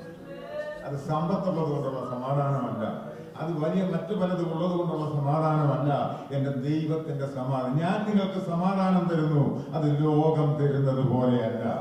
ഈ ലോകത്തിലെ സമാധാനം പ്രാപിക്കുന്നതിന് വേണ്ടി പലതും നാം ചെയ്തു പോകാറുണ്ട്. എന്നാൽ അതുകൊണ്ടൊന്നും ഒരു സമാധാനം കിട്ടത്തില്ല. എന്നാൽ ദൈവിക സമാധാനം അനുഭവിക്കുന്ന ഒരു ദൈവത്തിൽ പറയാൻ കഴിയും, കരുണയും സമാധാനവും എന്റെ ദൈവത്തിങ്കിൽ നിന്നാണ് വരുന്നത്, അതെന്റെ ദൈവം തരുന്നത്. അത് മാത്രമല്ല, സ്നേഹം. ദൈവസ്നേഹത്തെ കുറിച്ച് തിരിച്ചറിയണമെങ്കിൽ അത് അനുഭവിക്കുന്ന വ്യക്തികൾക്കേ അറിയത്തുള്ളൂ. ദൈവസ്നേഹം അത് വർദ്ധിക്കണം ഓരോ ദിവസവും. അത് വർദ്ധിച്ചെങ്കിലേ മനസ്സിലാകത്തുള്ളൂ ആ സ്നേഹത്തിന്റെ ആഴം എത്ര. കാൽവരി ക്രൂശിൽ കിടക്കുമ്പോഴും പിതാവിനോട് പ്രാർത്ഥിക്കുക, അങ്ങനെ കൈവിട്ടത് എന്താ? മറുപടിയില്ല. പക്ഷെ ഹൃദയത്തിലെ ചിന്ത എന്താണെന്നറിയാമോ? ക്രൂശിൽ കിടക്കുന്ന ക്രിസ്തു അവിടെ കിടന്നുകൊണ്ട് പിതാവിനോട് എന്നെ കൈവിട്ടത് എന്താണെന്ന് ചോദിക്കുമ്പോഴും എന്റെയും നിങ്ങളുടെയും മുഖം എന്റെ കർത്താവിന്റെ സന്നിധിയിലുണ്ട്. കൈവിടപ്പെട്ടവൻ അവിടെ കിടന്നുകൊണ്ട് ഒരു വാക്ക് അവസാനം പറയുന്നുണ്ട്, ഇത് നിവർത്തിയായി. കാരണം എന്താണെന്ന് അറിയാമോ? നിത്യജീവനിലേക്ക് ഞാൻ എന്റെ പ്രിയപ്പെട്ടവരെ കൊണ്ടുപോകാൻ അത് നിവർത്തീകരിച്ചിരിക്കുക. മരണമേ അവർക്കില്ല. മരണത്തെ ജയിച്ച യേശു പറയുകയാണ്, ഇനി മരണത്തിന് നിങ്ങളുടെ മേൽ അവകാശമില്ല. അങ്ങനെയാണെങ്കിൽ ആ ദൈവത്തെ എത്ര സ്തുതിച്ചാലും മതിയാകില്ല. അതെ, അതുകൊണ്ടാണ് ഈ ലേഖനത്തിൽ കൂടെ വളരെ വ്യക്തമായി പറയുന്നത്. ഞാൻ മുന്നോട്ട് പോകട്ടെ. നമുക്ക് ഈ കാര്യങ്ങളൊക്കെ ഓരോ ഭാഗങ്ങളിൽ നിന്ന് ചിന്തിച്ചാല് ഒരുപാട് വാക്യങ്ങൾ വായിക്കാനുണ്ട്. എന്നാല് ഈ ദൈവസന്നിധിയിൽ നാം പോരാടേണ്ടതിന്റെ ആവശ്യകത എന്താണെന്നും എങ്ങനെ പോരാടണമെന്നും താഴോട്ടുള്ള വാക്യങ്ങളിൽ യൂദ വളരെ വ്യക്തമായി പറയുന്നുണ്ട്.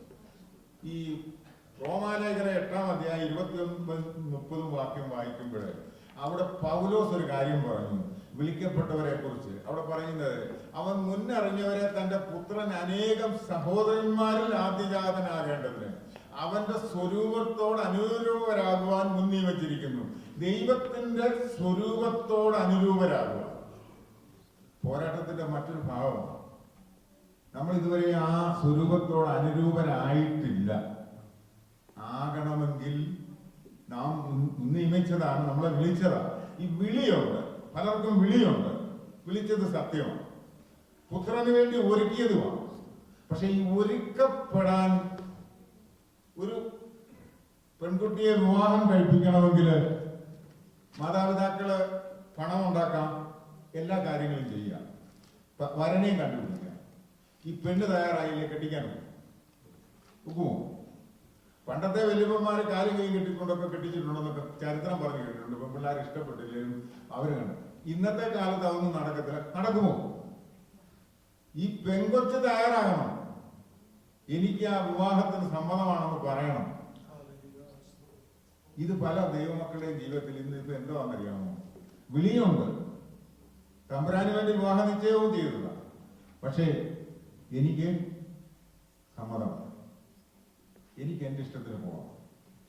അധാർമികതയാണ് എന്റെ ആഗ്രഹം എന്ന് പറഞ്ഞ് നടക്കുന്ന ഒരു കൂട്ടരെ ഇന്ന് ലോകത്ത് കാണാൻ കഴിയും. നാം മനസ്സിലാക്കേണ്ട ഒരു കാര്യമുണ്ട്. നമ്മെ സകലത്തിലും വഴി നടത്തുന്ന ദൈവത്തിന്റെ പരിശുദ്ധാത്മാവിന് കീഴ്പ്പെട്ട് ഈ പോരാട്ടം കഴിക്കണം. അപ്പൊ മുൻ നിയമിച്ചവരെ വിളിച്ചവരെ നീതീകരിച്ചവരെ തേജസ്കരിച്ചും ഇരിക്കുന്നു. അപ്പൊ നമ്മളെ വിളിച്ചത് വെറുതെ അല്ല, നീതീകരിച്ചത് മാത്രമല്ല, ഇനി അവസാന ഒരു കാര്യമുണ്ട്, തേജസ്കരണം പ്രാപിച്ചില്ലെങ്കിൽ ഈ നീതീകരണം വരെ നടന്നതുകൊണ്ട് യാതൊരു ഗുണവും ഉണ്ടാകത്തില്ല. ഡെൻവർ ശാലയും ചർച്ചക്കോട് സഭയില് 35 വർഷം ആരാധിച്ചത് കൊണ്ട് സ്വർഗത്തിൽ പോകുമെന്ന് വിചാരിക്കരുത്. തേജസ്കരണം വരെ നാം എന്ത് ചെയ്യണം?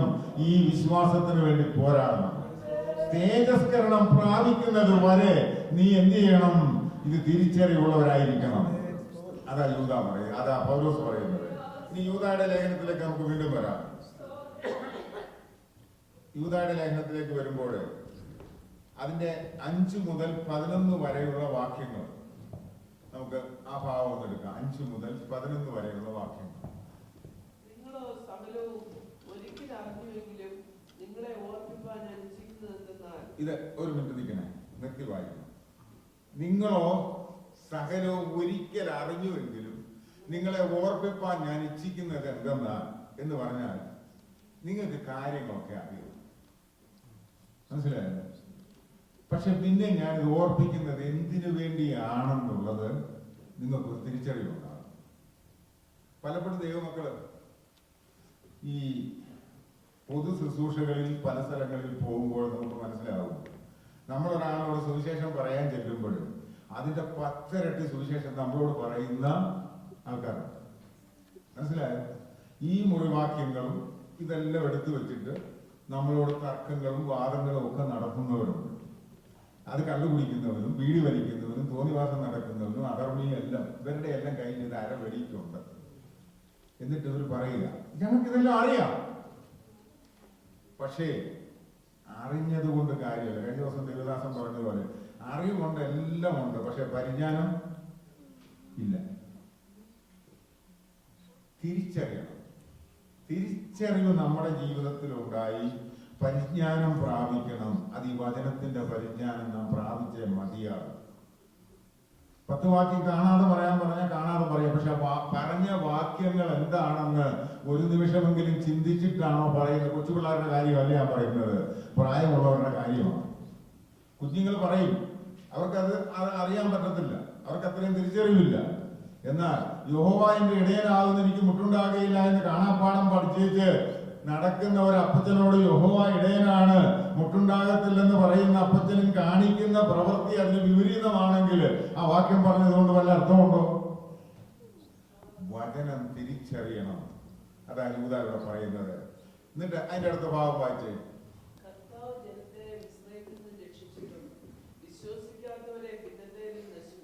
ഒരു ഒന്നാമത്തെ കാര്യം യൂദാ പറയുക, കർത്താവ് ജനത്തെ മിസ്രൈമിൽ നിന്ന് രക്ഷിച്ചിട്ടും വിശ്വസിക്കാത്തവരെ പിന്നത്തേതിൽ. ഒരു നിമിഷം നമ്മൾ അവിടെ നിന്ന് ചിന്തിക്കണം. നമ്മൾ എത്രയോ ആവർത്തി വായിച്ചതാ, ചിന്തിച്ചതാ. മിസ്രൈമിൽ നിന്ന് ജനത്തെ കൊണ്ടുവന്നതാ, മരുഭൂമിയിൽ അവർ പട്ടുപോയെന്ന് നമ്മൾ പറഞ്ഞതാ, നമ്മൾ പ്രസംഗിച്ചതാ, പ്രസംഗം കേട്ടതാ. അവിടെ യൂദാ പറയുന്ന കാര്യം എന്താണെന്ന് അറിയാമോ? സ്വന്തം ജനത്തെ അവരുടെ നിലവിളി കേട്ട് അവരുടെ കണ്ണുനീര് കണ്ട് അവരെ വിടുവിച്ചുകൊണ്ട് വരിക. ഫറവോന്റെ അടിമത്തത്തിൽ നിന്ന് സ്വന്തം ജനം, ദൈവം പിടിപ്പിച്ചോണ്ട് വരിക. മോശ മുഖാന്തരം ഇവിടെ കൊണ്ടുവന്ന് മരുഭൂമിയിലേക്ക് കൊണ്ടുവരിക. സ്വന്തം ജനമാണ്. പക്ഷെ എന്തോ അവിടെ സംഭവിച്ചത് എന്തുവാ? അവരെ രക്ഷിച്ചു കൊണ്ടുവന്നിട്ടും അവർ ദൈവത്തെ അനുസരിച്ചില്ല. വചനം അനുസരിക്കുവാൻ അവർ തയ്യാറായില്ല. ദൈവത്തെ അനുസരിക്കുവാൻ അവർ തയ്യാറായില്ല. സ്വന്തമെന്ന് പറഞ്ഞതുകൊണ്ട്, ഇനി ഇവരില്ലാതായത് കൊണ്ട് എനിക്ക് കുറെ കുറവുണ്ടാകുമെന്നൊന്നും ദൈവം ചിന്തിച്ചില്ല. മരുഭൂമിയിൽ അവരെ നശിപ്പിച്ച് കളഞ്ഞു. ഇത് ദൃഷ്ടാന്തമായി നമുക്ക് യൂദാ പറഞ്ഞു തരികയാണ്.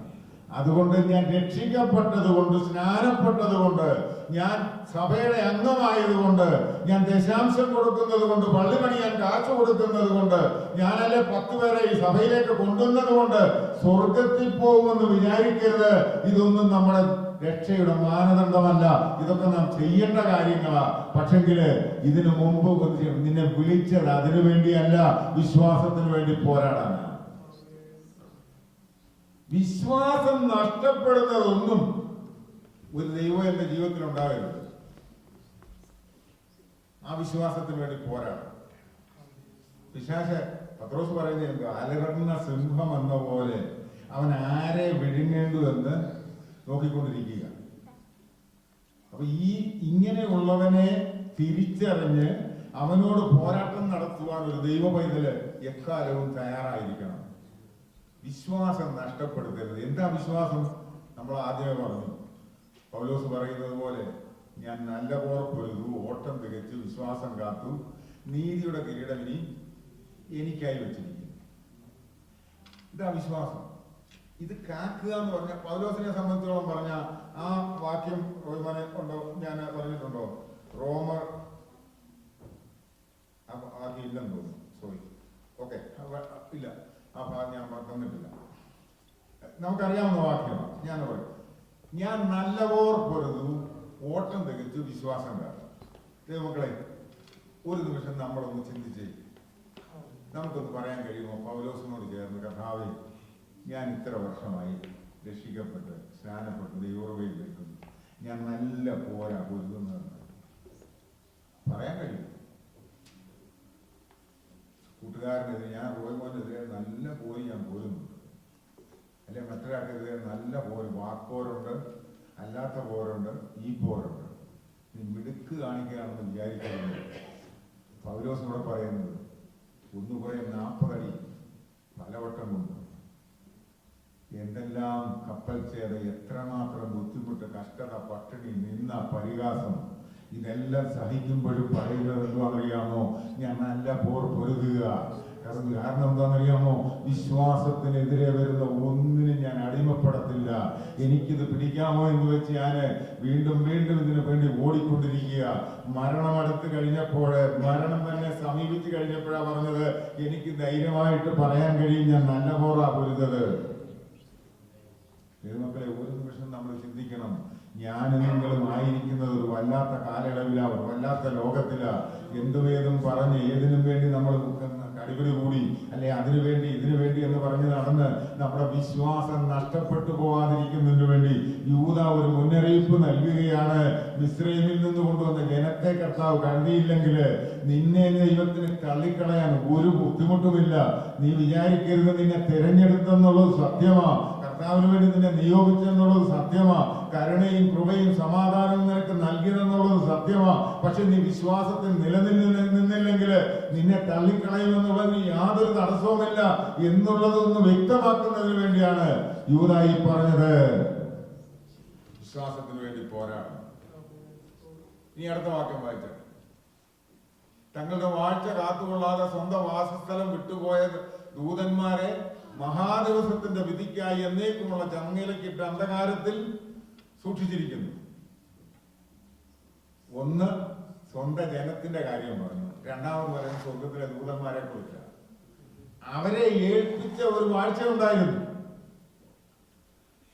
നീതിമാനായ ദൈവത്തിന്റെ സ്വഭാവത്തെ കുറിച്ച് ജൂദ വളരെ വ്യക്തമായി പറയുക. ആ ദൂതന്മാര് അവരുടെ വാഴ്ച കാത്തുകൊണ്ടില്ല. അവർ പാപം ചെയ്തപ്പോൾ അവരെ എന്ത് ചെയ്തു? അന്ധകാരത്തിൽ ചങ്ങലയിട്ട് സൂക്ഷിക്കുക ഒടുവിലത്തെ ന്യായവിധിക്ക് വേണ്ടി. ലൂസിഫർ മാത്രമല്ല പാപം ചെയ്തത്, ലൂസിഫറിന്റെ കൂടെ ഇന്ന് ലോകത്ത് നടക്കുന്ന ഭൂതാത്മാക്കളൊന്നുമല്ല പാപം ചെയ്തത്, വേറെ ദൂതന്മാരും ഉണ്ട്. ലൂസിഫറിനെക്കാട്ട് വില്ലന്മാരുണ്ടായിരുന്നു. അവരെ പിടിച്ച് ചങ്ങലക്കിട്ട് വെച്ചിരിക്കുന്നതിന്റെ ഉദ്ദേശം മറ്റു പലതുണ്ട്. അവരെ തുറന്നു വിട്ടിട്ടില്ല, അത് പാതാളത്തിലാണ്.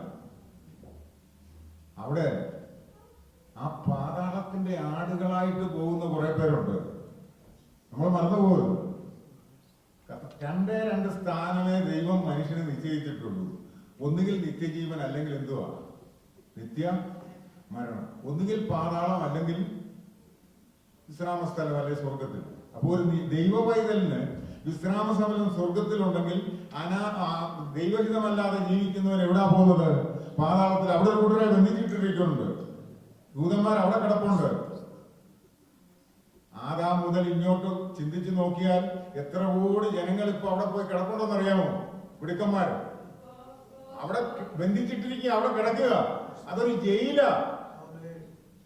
അതുകൊണ്ടാണ് അനവാൻ പറഞ്ഞത്, ഒരു തുള്ളി വെള്ളം ആ ലാസറിന്റെ വിരളെ നോക്കി ഇങ്ങോട്ടൊന്ന് വരാമോ എന്ന്. ബന്ധനത്തില, വെള്ളം കിട്ടുന്നില്ല, യാതൊരു രക്ഷയുമില്ല. അബ്രഹാമിന്റെ മടിയിൽ ഇരുന്നൊരുത്തും സന്തോഷിക്കുക. ദൈവവൈതലെ, ഭൂമിയിൽ ജീവിച്ചിരിക്കുന്ന സമയത്ത് നീ വിശ്വാസം കാട്ടാതെ അബ്രഹാമിന്റെ മടിയിൽ പോയിരുന്ന് സന്തോഷിക്കാം. യേശുവിന്റെ രക്തം, കർത്താവിന്റെ മുഖം കണ്ട് ആനന്ദിക്കാം. അതല്ലെങ്കിൽ നിനക്ക് എവിടെ പോയി കിടക്കാം? ഈ വെള്ളം കിട്ടാത്തടത്ത് പോയി കിടക്കാം, പാതാളത്തിലേക്ക് പോവാം. യൂദ വ്യക്തമായിട്ട് പറയാ, ഈ ദൂതന്മാരെ അപ്പൊ ഒന്ന് സ്വന്തം ജനത്തെ ശിക്ഷിച്ചു, രണ്ട് തന്റെ സേവകാത്മാക്കളായ ദൂതന്മാരെ ശിക്ഷിച്ചു. ഇനി മൂന്നാമത്തെ കാര്യം അവിടെ പറയുന്നുണ്ട്, സോദോമും ഗോമോറായും ചുറ്റുമുള്ള പട്ടണങ്ങളും അതുപോലെ ദുർനടപ്പ് ആചരിച്ചപ്പോൾ അതിനെ നശിപ്പിച്ചു. അന്യജനം മോഹിച്ചു, പാപം ചെയ്തു, ആ പട്ടണത്തെ നശിപ്പിച്ചു. അങ്ങനെയാണെങ്കിൽ മൂന്നാമത് ദൂത പറയുക, ഒരു ദേശം, ഒരു രാജ്യം പാപം ചെയ്താൽ അവിടെ എന്തോ ഉണ്ടാവും? നാശമുണ്ടാകും. ദൈവത്തിന് യാതൊരു കരുണയുമില്ല, നശിപ്പിച്ച് കളയും. ഞാനും നിങ്ങളും പാർക്കുന്ന ദേശം നശിക്കാതിരിക്കുന്നതിന്റെ കാരണം എന്താണെന്ന് അറിയാമോ? ഇവിടെ പാർക്കുന്ന എന്നെയും നിങ്ങളെയും ഓർത്ത് ദൈവം കരുണ ചെയ്യുകയാണ്. ദൈവത്തിന് നശിപ്പിക്കുന്നതിന് യാതൊരു കുഴപ്പമില്ല. പാപത്തിന്റെ ശമ്പളം മരണം തന്നെയാണ്. അപ്പൊ ഈ ശിക്ഷാവധി സഹിച്ചുകൊണ്ട് ഇവരെല്ലാം ദൃഷ്ടാന്തമായി നമ്മുടെ മുമ്പിൽ കിടക്കുക. യൂദ പറയുകയാണ്, ഇതൊരു ദൃഷ്ടാന്തമാണ്. ഈ മൂന്ന് കാര്യം പറയുക, സ്വന്തം ജനം, അതുപോലെ ദൂതന്മാരെ, അതുപോലെ ഒരു രാജ്യം. ആ രാജ്യം ഇതേതിലും എന്ന് പറഞ്ഞാൽ നമ്മൾ മനസ്സിലാക്കേണ്ട ഒരു കാര്യമുണ്ട്, ശിക്ഷാവിധിക്ക് യാതൊരു എക്സ്ക്യൂസും ഇല്ല. വിശ്വാസം കാത്തില്ലെങ്കിൽ, അവസാനം വരെയും വിശ്വാസത്തിന് വേണ്ടി നീ പോരാടിയില്ലെങ്കിൽ ശിക്ഷാവധി വരും, നീ നിത്യജീവനിൽ പ്രവേശിക്കുകയില്ല. ഇനി അതിന്റെ അടുത്ത വാക്യം ഒന്ന് വായിച്ചേ. അല്ല, 8ാം വാക്യം. അങ്ങനെ തന്നെ ഇരുവരും സ്വപ്നാവസ്ഥയിലായി. ഒരു മിനിറ്റ്, ഈ കർത്തൃത്വത്തെ തുച്ഛീകരിക്കും. നമ്മൾ 4ാം വാക്യത്തിൽ വായിച്ചു, ദുഷ്കാമ പ്രവൃത്തി എന്ന് പറഞ്ഞാൽ അനീതിയുടെ പ്രവൃത്തികൾ. കർത്തൃത്വത്തെ തുച്ഛീകരിക്കുക.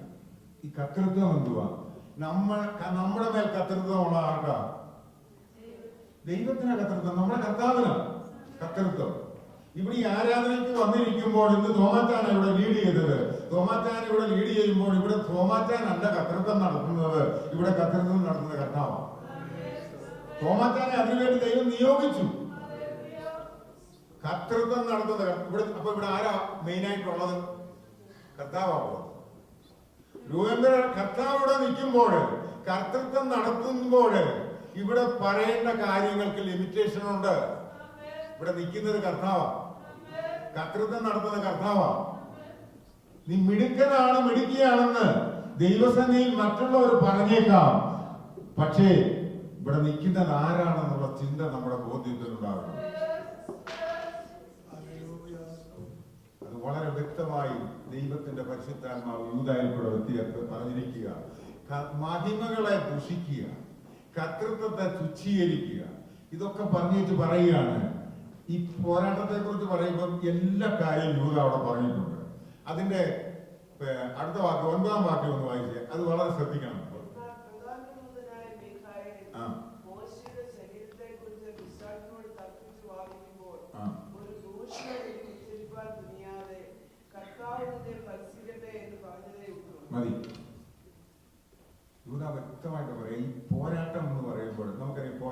ഒരു പട്ടാളക്കാരനാണ് പോരാടുന്നത്. ഒരു സോൾജർ പോരാടുകയാണെങ്കിൽ അവൻ എതിരെ വരുന്ന ശത്രുവിനെതിരെ പോരാടിക്കൊണ്ടിരിക്കണം. പക്ഷെ ഈ സോൾജറിന് ഒരു മേലധികാരിയുണ്ട്, ഇവന് ഓർഡർ കൊടുക്കുന്ന ഒരുവനുണ്ട്, ഇതെല്ലാം ഉണ്ട്. എന്ന് പറഞ്ഞതുപോലെ നാം വിശ്വാസത്തിന് വേണ്ടി പോരാടുമ്പോൾ നമ്മുടെ ഇഷ്ടത്തിനല്ല നമ്മൾ പോരാടുന്നത്, ദൈവ ഇഷ്ടപ്രകാരമാണ്. നമ്മുടെ കൂടെ കർത്താവുണ്ട്, നമുക്ക് ഓർഡർ തരാൻ കർത്താവുണ്ട്. നമുക്കറിയാം എഫെസ്യ ലേഖനം 6-ാം അധ്യായത്തിൽ പറയുന്നത് പോലെ നമുക്ക് എല്ലാ ആയുധങ്ങളും സ്വർഗത്തിലെ ദൈവം തന്നിട്ടുണ്ട്. ആ ആയുധങ്ങൾ അതിനെക്കുറിച്ചൊന്നും നമുക്ക് ഇന്ന് സംസാരിക്കാൻ സമയമില്ല, അതുകൊണ്ട് ഞാൻ ആ ഭാവം കൂടെ നിങ്ങൾക്ക് അറിയാവുന്നതുകൊണ്ട് ഇതെല്ലാം നമുക്ക് തന്നിട്ടുണ്ട് ഈ പോരാട്ടം കഴിക്കുന്നത്. പക്ഷെ നിന്റെ സഹോദരനോടോ നിന്റെ പ്രിയപ്പെട്ടവരോടോ പോരാടുന്ന ഒരു സ്വഭാവം ഒരു ദൈവത്തിൽ ഉണ്ടാകല്ലേ. അതുകൊണ്ടാണ് ഇവിടെ ദൂതനെ കൊണ്ട് ആ കാര്യം വെളിപ്പെടുത്തിയിരിക്കുന്നത് എന്ന് പറഞ്ഞാൽ മോശയുടെ ശരീരം പിശാച് വന്ന് ചോദിക്കുക. മോശയുടെ ജീവിതത്തിലുണ്ടായ പ്രയാസങ്ങളുണ്ട്, പ്രതിബന്ധങ്ങളുണ്ട്. അത് കാണിച്ചിട്ടാണ് ഈ ശരീരം ചോദിക്കുന്നത് യേശുവിനോട്, അല്ല ദൈവത്തോട് വന്ന് ചോദിക്കുക, ഈ ശരീരത്തിന് ഞാൻ അവകാശി. ആ മോശ ചെയ്ത കഥാവ് പറഞ്ഞ ഇത്രയും സൗമ്യനായ ഒരു മനുഷ്യൻ ഈ ലോകത്തിലില്ല. എന്റെ ദാസൻ മോശയെ പോലെ സൗമ്യനായ ഒരുത്തനില്ല. എന്നെക്കുറിച്ച് ഈ സാക്ഷ്യം കർത്താവ് പറയും. എന്നെക്കുറിച്ച് ഒരു കാരണവശാലും എന്റെ കർത്താവ് പറയത്തില്ല. കാരണം എനിക്ക് തന്നെ അറിയാം എന്റെ സ്വഭാവം എനിക്ക് പിടിക്കത്തില്ല. നമ്മൾ ഇരിക്കുന്ന ഓരോരുത്തർക്കും അറിയാം. കർത്താവ് പറയുന്നു പറയത്തില്ല. പക്ഷേ സൗമ്യതയില്ലാത്ത ഒരു ഗുണവുമില്ലാത്ത എന്നെ ഞാൻ തേടി രക്ഷിച്ചത് കർത്താവ്. ദൈവമക്കളെ, നമ്മുടെ യോഗ്യതയൊന്നുമല്ല. ആ മോശയുടെ ശരീരം പിശാച് വാദിച്ചെങ്കിലും നമ്മുടെ ശരീരം വാദിക്കത്തില്ലയോ? അല്ലെ നമ്മളെ കുറിച്ച് വാദിക്കുമോ? ഒന്ന് ചിന്തിച്ചു നോക്കി. ഈ ഇത്രയും നാളെ ഇപ്പൊ ഈ 69 വയസ്സ് വരെ ചെയ്ത പ്രവർത്തികളെ കുറിച്ച് ഓർമ്മയുള്ളതല്ല കൊണ്ട് എഴുതി വെച്ച് കഴിഞ്ഞാൽ ഈ ലോറി വിളിച്ചാൽ ആ പുസ്തകം കൊണ്ടുവരണം, ചെയ്ത കുഴപ്പങ്ങൾ. അങ്ങനെ ഓരോരുത്തരും ചിന്തിച്ചു. പക്ഷേ ഇവിടെ പറയുക, മീഖായേൽ വന്ന് പറയുക, മീഖായേൽ എന്ന് പറയുന്ന ദൂതൻ കുറഞ്ഞ പുള്ളി വല്ലതുമാണ്. ഒരു കൊച്ചു ദൂതനെ വിട്ടപ്പോ എത്ര വന്നേ? 1,85,000 എണ്ണത്തെ തട്ടിയില്ല. അങ്ങനെയുള്ള ഒരു ദൂതൻ അവിടെ നിന്ന് പറയാ, ഒരു ദൂഷണവിധി പിശാചിനോട് പറഞ്ഞില്ല, നീ പന്നനാ, നീ അങ്ങനെയുള്ളവനാ, നീ പോയി നീ അവിടുന്ന് വന്നതാ, ഇവിടുന്ന് വന്നതാ, നിനക്ക് എന്നാ കാര്യം ഇവിടെ? ഇതൊന്നും ചോദിച്ചില്ല. കർത്താവ് നിന്നെ സ്പർശിക്കട്ടെ എന്ന് പറഞ്ഞു. മനസ്സിലായോ? യുദ്ധം യഹോവയ്ക്കുള്ളതാണ്. കർത്താവ് നിന്നെ സ്പർശിക്കട്ടെ. നിന്റെ പ്രശ്നം നീ ദൈവത്തിന് വിട്ടോട്. നിന്റെ സഹോദരനോട് നീ വാദിക്കാൻ നിൽക്കരുത്, നീ ദൂഷണവിധി ഉച്ചരിക്കാൻ നിൽക്കരുത്. നീ ദൈവത്തിന് വിട്ടുകൂടാ. നീതിമാനായ ദൈവം അവിടെ പ്രവർത്തിക്കും. അവിടെ എന്താ പറഞ്ഞേ? കർത്താവ് നിന്നെ സ്പർശിക്കട്ടെ. കാരണം കർത്താവ് സ്പർശിക്കുന്നത് എങ്ങനെയാണെന്നറിയാമോ? കർത്താവിന് പറയാൻ കഴിയും, എന്നെയും നിങ്ങളെയും ഓർത്ത് പറയുവാൻ കഴിയും, ക്രൂശിൽ എന്റെ അവസാനത്തെ തുള്ളി രക്തം വരെ ഞാൻ ഊറ്റി തന്നാടാ പിശാചേ, ഞാനത് കൊടുത്തതാ, ഞാൻ വീണ്ടെടുത്തതാ, അവിടെ വെച്ച് ഞാൻ സകലത നിവർത്തിയാക്കി തന്നതാ. ഇനി അവന്റെ പാപം ഓർമ്മിക്കാൻ നിനക്കൊരു അവകാശമില്ല, പൊക്കോളം പറയും. പിശാചിന് നിൽക്കാൻ കഴിയത്തില്ല. ഇതാ ദൂത പറയുന്നത്. നമുക്ക് വേണ്ടി നാം വിശ്വാസത്തിന് വേണ്ടി നിന്നാൽ, വിശ്വാസത്തിന് വേണ്ടി പോരാടിയാൽ നമുക്ക് വേണ്ടി നിൽക്കുന്ന ഒരു കർത്താവുണ്ട്.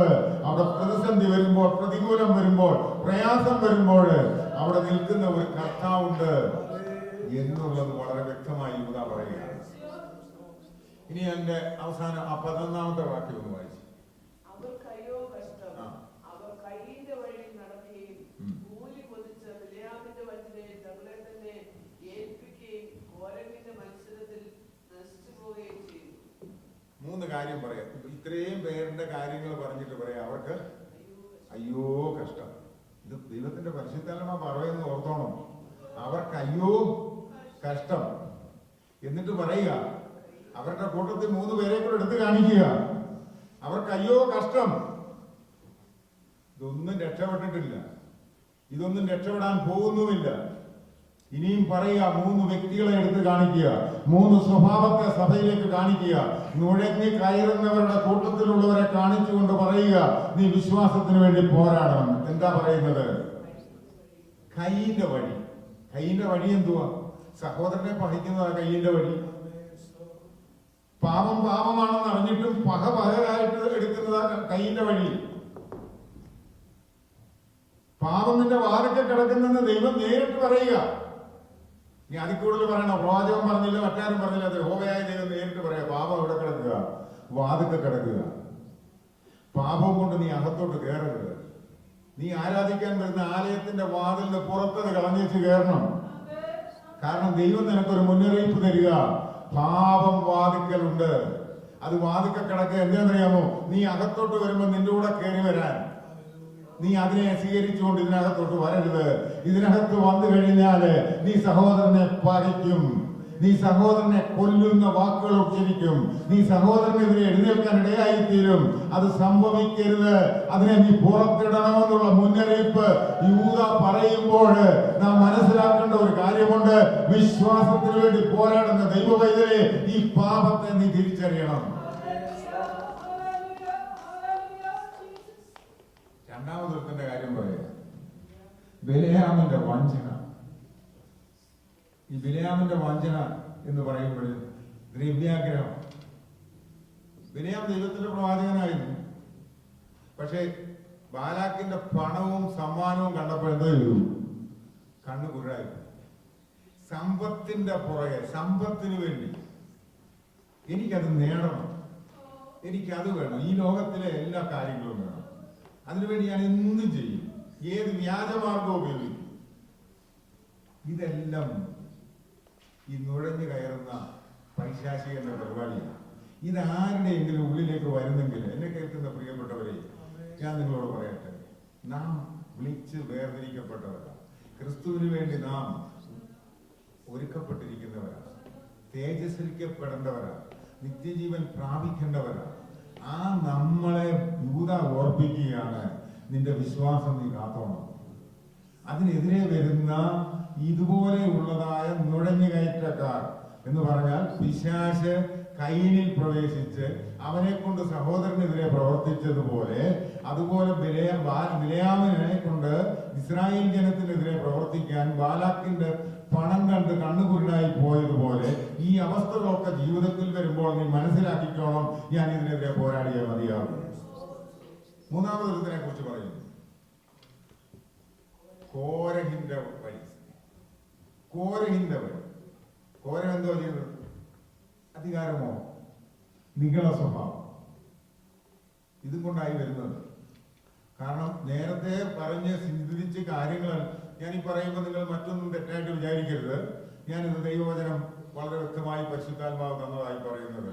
ആരെ ഉദ്ദേശിച്ചോ ആരുടെ ഒരു വ്യക്തിപരം ഞാൻ ദൈവസന്നിധിയിൽ നിന്നാണ് പറയുന്നത്. ഇത് ഇരുവായുത്തലുള്ള വാളാണ്. ഈ ഇരുവായുത്തലുള്ള വാളെന്ന് പറയുമ്പോൾ ഞാനിത് പറയുമ്പോൾ അതുപോലെ തന്നെ എനിക്കെതിരെയും ഇത് വരും, വരത്തില്ല എന്നുള്ളത് ചിന്തിക്കരുത്. ഇത് ഞാൻ ഇവിടെ പറയുമ്പോൾ ഒരു മുൻവിധിയും ഉദ്ദേശിച്ച് പറയുന്നതല്ല. മാനുഷികമായി നിങ്ങൾ അങ്ങനെ ചിന്തിക്കരുത്. ഇത് പരിശുദ്ധാത്മാവിനെ ഓർപ്പിച്ചതുകൊണ്ട് പറയുക, നീ ഇതിൽ നിന്ന് ഒഴിഞ്ഞിരിക്കണം. ഇത് ജീവിതത്തിൽ സംഭവിക്കാം, എനിക്കും നിങ്ങൾക്കും ഒക്കെ സംഭവിക്കാം. ഇത് തിരിച്ചറിയുന്നതിന് വേണ്ടിയാണ് ഇന്ന് പകൽക്കാലം ഈ വചനം പരിശുദ്ധാത്മാവിലൂടെ പറയുന്നത്.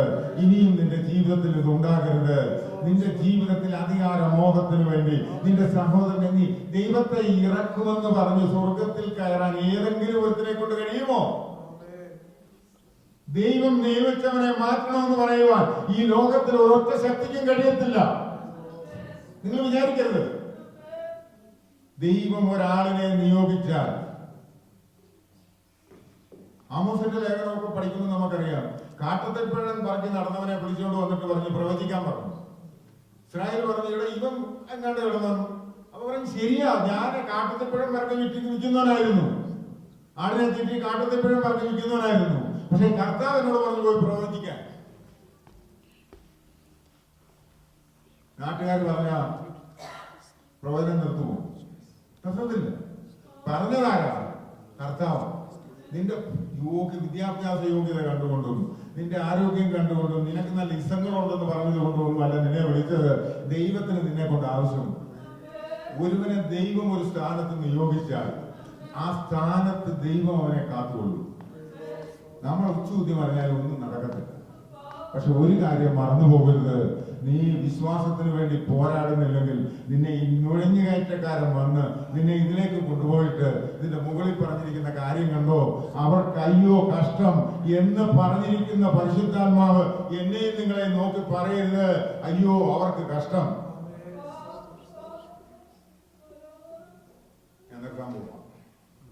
പല കാര്യങ്ങൾ പറയാനുണ്ടെങ്കിൽ സമയം പോയതുകൊണ്ട് നിർത്തുന്നു. ഒരു കാര്യം മറന്നു പോകരുത്. എത്ര ഉന്നതമായ നിലയിൽ നിങ്ങൾ ജോലി ചെയ്താലും വിചാരിച്ച യാതൊരു കുഴപ്പമില്ല. എത്ര നല്ല വസ്ത്രം ധരിച്ചാലും, എത്ര നല്ല വീട്ടിൽ പാർത്താലും, എത്ര നല്ല കാറുണ്ടെങ്കിലും ഇതൊന്നും അവനൊരു പ്രശ്നമല്ല. ഇതിനൊന്നിനും അവനൊരു കുഴപ്പത്തിനും വരത്തില്ല. പക്ഷെ ഒരു കാര്യം, നീ പ്രാർത്ഥിക്കുന്നവനാണെങ്കിൽ നിന്റെ വട്ടത്തിൽ നിന്ന് മാറത്തില്ല. നീ പ്രാർത്ഥിക്കുന്നവനാണെങ്കിൽ, നീ പ്രാർത്ഥനയിൽ പോരാടുന്നവനാണെങ്കിൽ, നീ വിശ്വാസത്തിന് വേണ്ടി പോരാടുന്ന വ്യക്തിയാണെങ്കിൽ നിന്നെ അവൻ നോക്കപ്പെടും. നിന്റെ വട്ടത്തിൽ നിന്ന് അവൻ മാറത്തില്ല. നിനക്കെതിരെ അവൻ പ്രവർത്തിക്കാൻ തുടങ്ങും. നിനക്കെതിരെ അവനെ ആയുധമെടുക്കാൻ തുടങ്ങും. നിനക്കെതിരെ അവൻ നടന്നു വരുവാൻ തുടങ്ങും. കാരണം എന്താണെന്നറിയാമോ? നീ ഇടിവിൽ നിൽക്കുമ്പോൾ തകരുന്നത് അവന്റെ സാമ്രാജ്യമാണ്. നീ ഇടിവിൽ നിൽക്കുമ്പോൾ തകരുന്നത് അവന്റെ പണിമതിലുകളാണ്. നീ ഇടിവിൽ നിൽക്കുമ്പോൾ തകരുന്നത് അവനോടൊപ്പമുള്ള സകല ദുഷ്ടതയുമാണ്. അത് മറന്നുപോകും.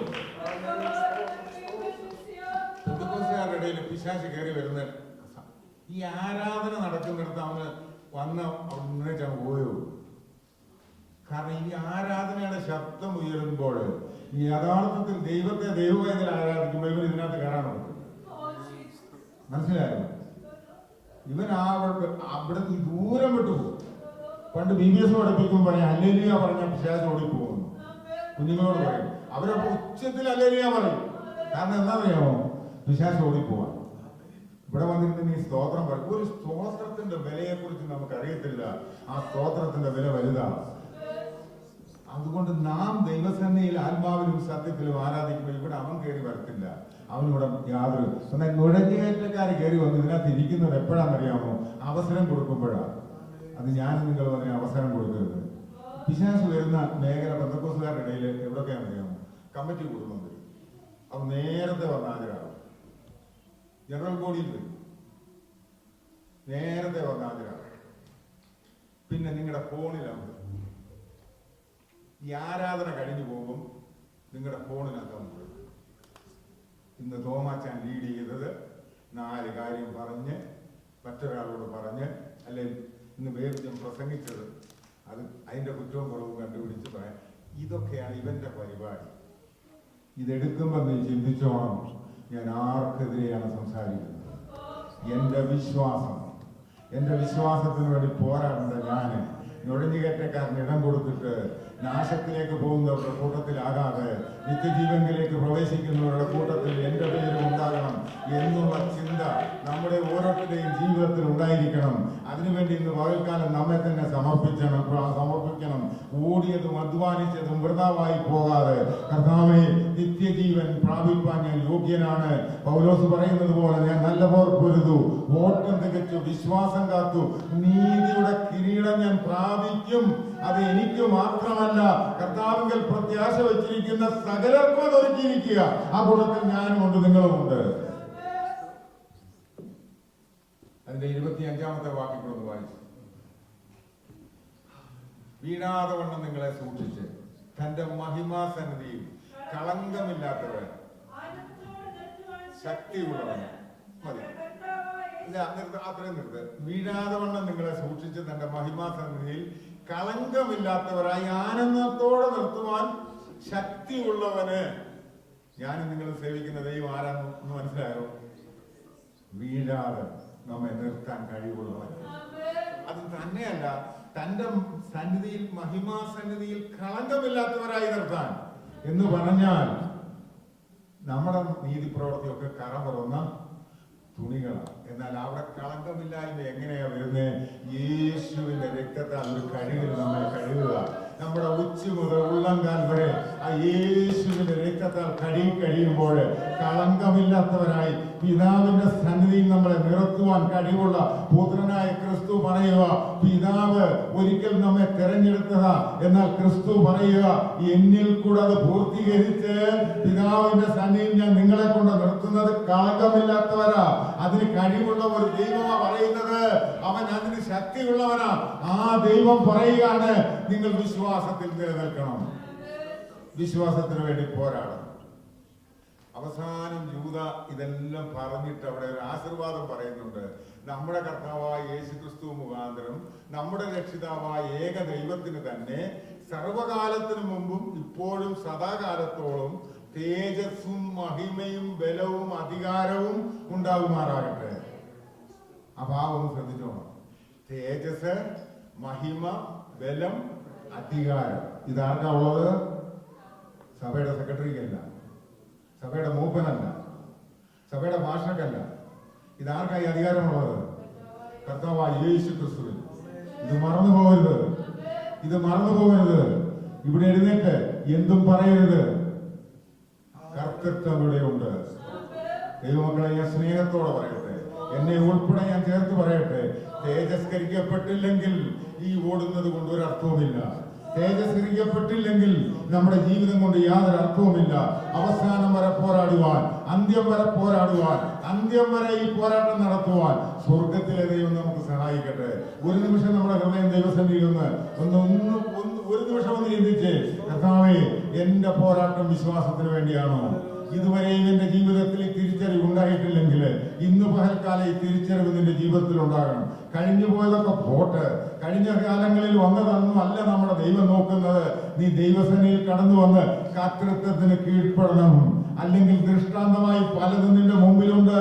അതുപോലെ നിനക്ക് സംഭവിക്കാതിരിക്കാൻ 3 വ്യക്തികളെ കാണിച്ചിട്ട് പറയുന്നു, ഒരു സമൂഹത്തെ, ഒരു ജനത്തെ കാണിച്ചിട്ട് പറയുന്നു, ദൂതനെ ചൂണ്ടിക്കാണിച്ചിട്ട് പറയുന്നു, ഒരു രാജ്യത്തെ ചൂണ്ടിക്കാണിച്ചിട്ട് പറയുന്നു, ന്യായവിധിക്ക് യാതൊരു മറുപടിയുമില്ല.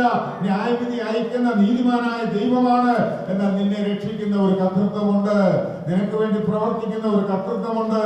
നിന്നെ നിത്യതയിൽ എത്തിക്കുവാൻ ശക്തിയുള്ള ദൈവത്തിന്റെ സന്നിധിയിൽ നീ നിന്നെ തന്നെ ഒന്ന് സമർപ്പിച്ചുകൂടെ. മേലാൽ പാപം ചെയ്യരുത്. അതാ കർത്താവ് പറഞ്ഞു. കല്ലെറിയാൻ കൊണ്ടുവന്ന സ്ത്രീയോട് പറഞ്ഞു, ആരും നിന്നെ ശിക്ഷ വിധിക്കാൻ യോഗ്യയാവും. പക്ഷെ കർത്താവ് പറയുന്നു, മേലാൽ പാപം ചെയ്തു. ഞാൻ ശിക്ഷ വിധിക്കുന്നില്ല, മേലാൽ പാപം ചെയ്തു. ഇന്ന് തീരുമാനമെടുത്തു. മേലാൽ എഴുതില്ല, മേലാൽ കയ്യിന്റെ വഴിയില്ല, മേലാൽ ബിലയാമിന്റെ വഴിയില്ല, മേലാൽ ഞാൻ ഇനിയും കോരന്റെ വഴിയിലില്ല. ദൈവമേ, എനിക്ക് പോരാടണം വിശ്വാസത്തിന് വേണ്ടി. അതിനുള്ള ശക്തി എനിക്കില്ല. ആ വചനത്താൽ എന്നെ പോരാടണം. ആ കൃപ എനിക്ക് തരണം. ആ കൃപയാൽ എന്നെ നടത്തണം. നമുക്ക് പ്രാർത്ഥിക്കാം. ദൈവം നമ്മെ അനുഗ്രഹിക്കട്ടെ.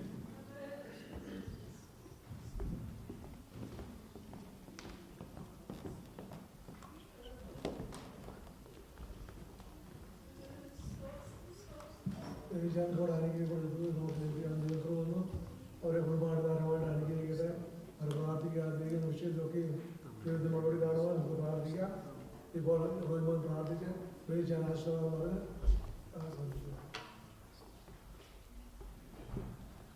So look at Joseph, thank you for the boys. So this one's done especially for Sunday.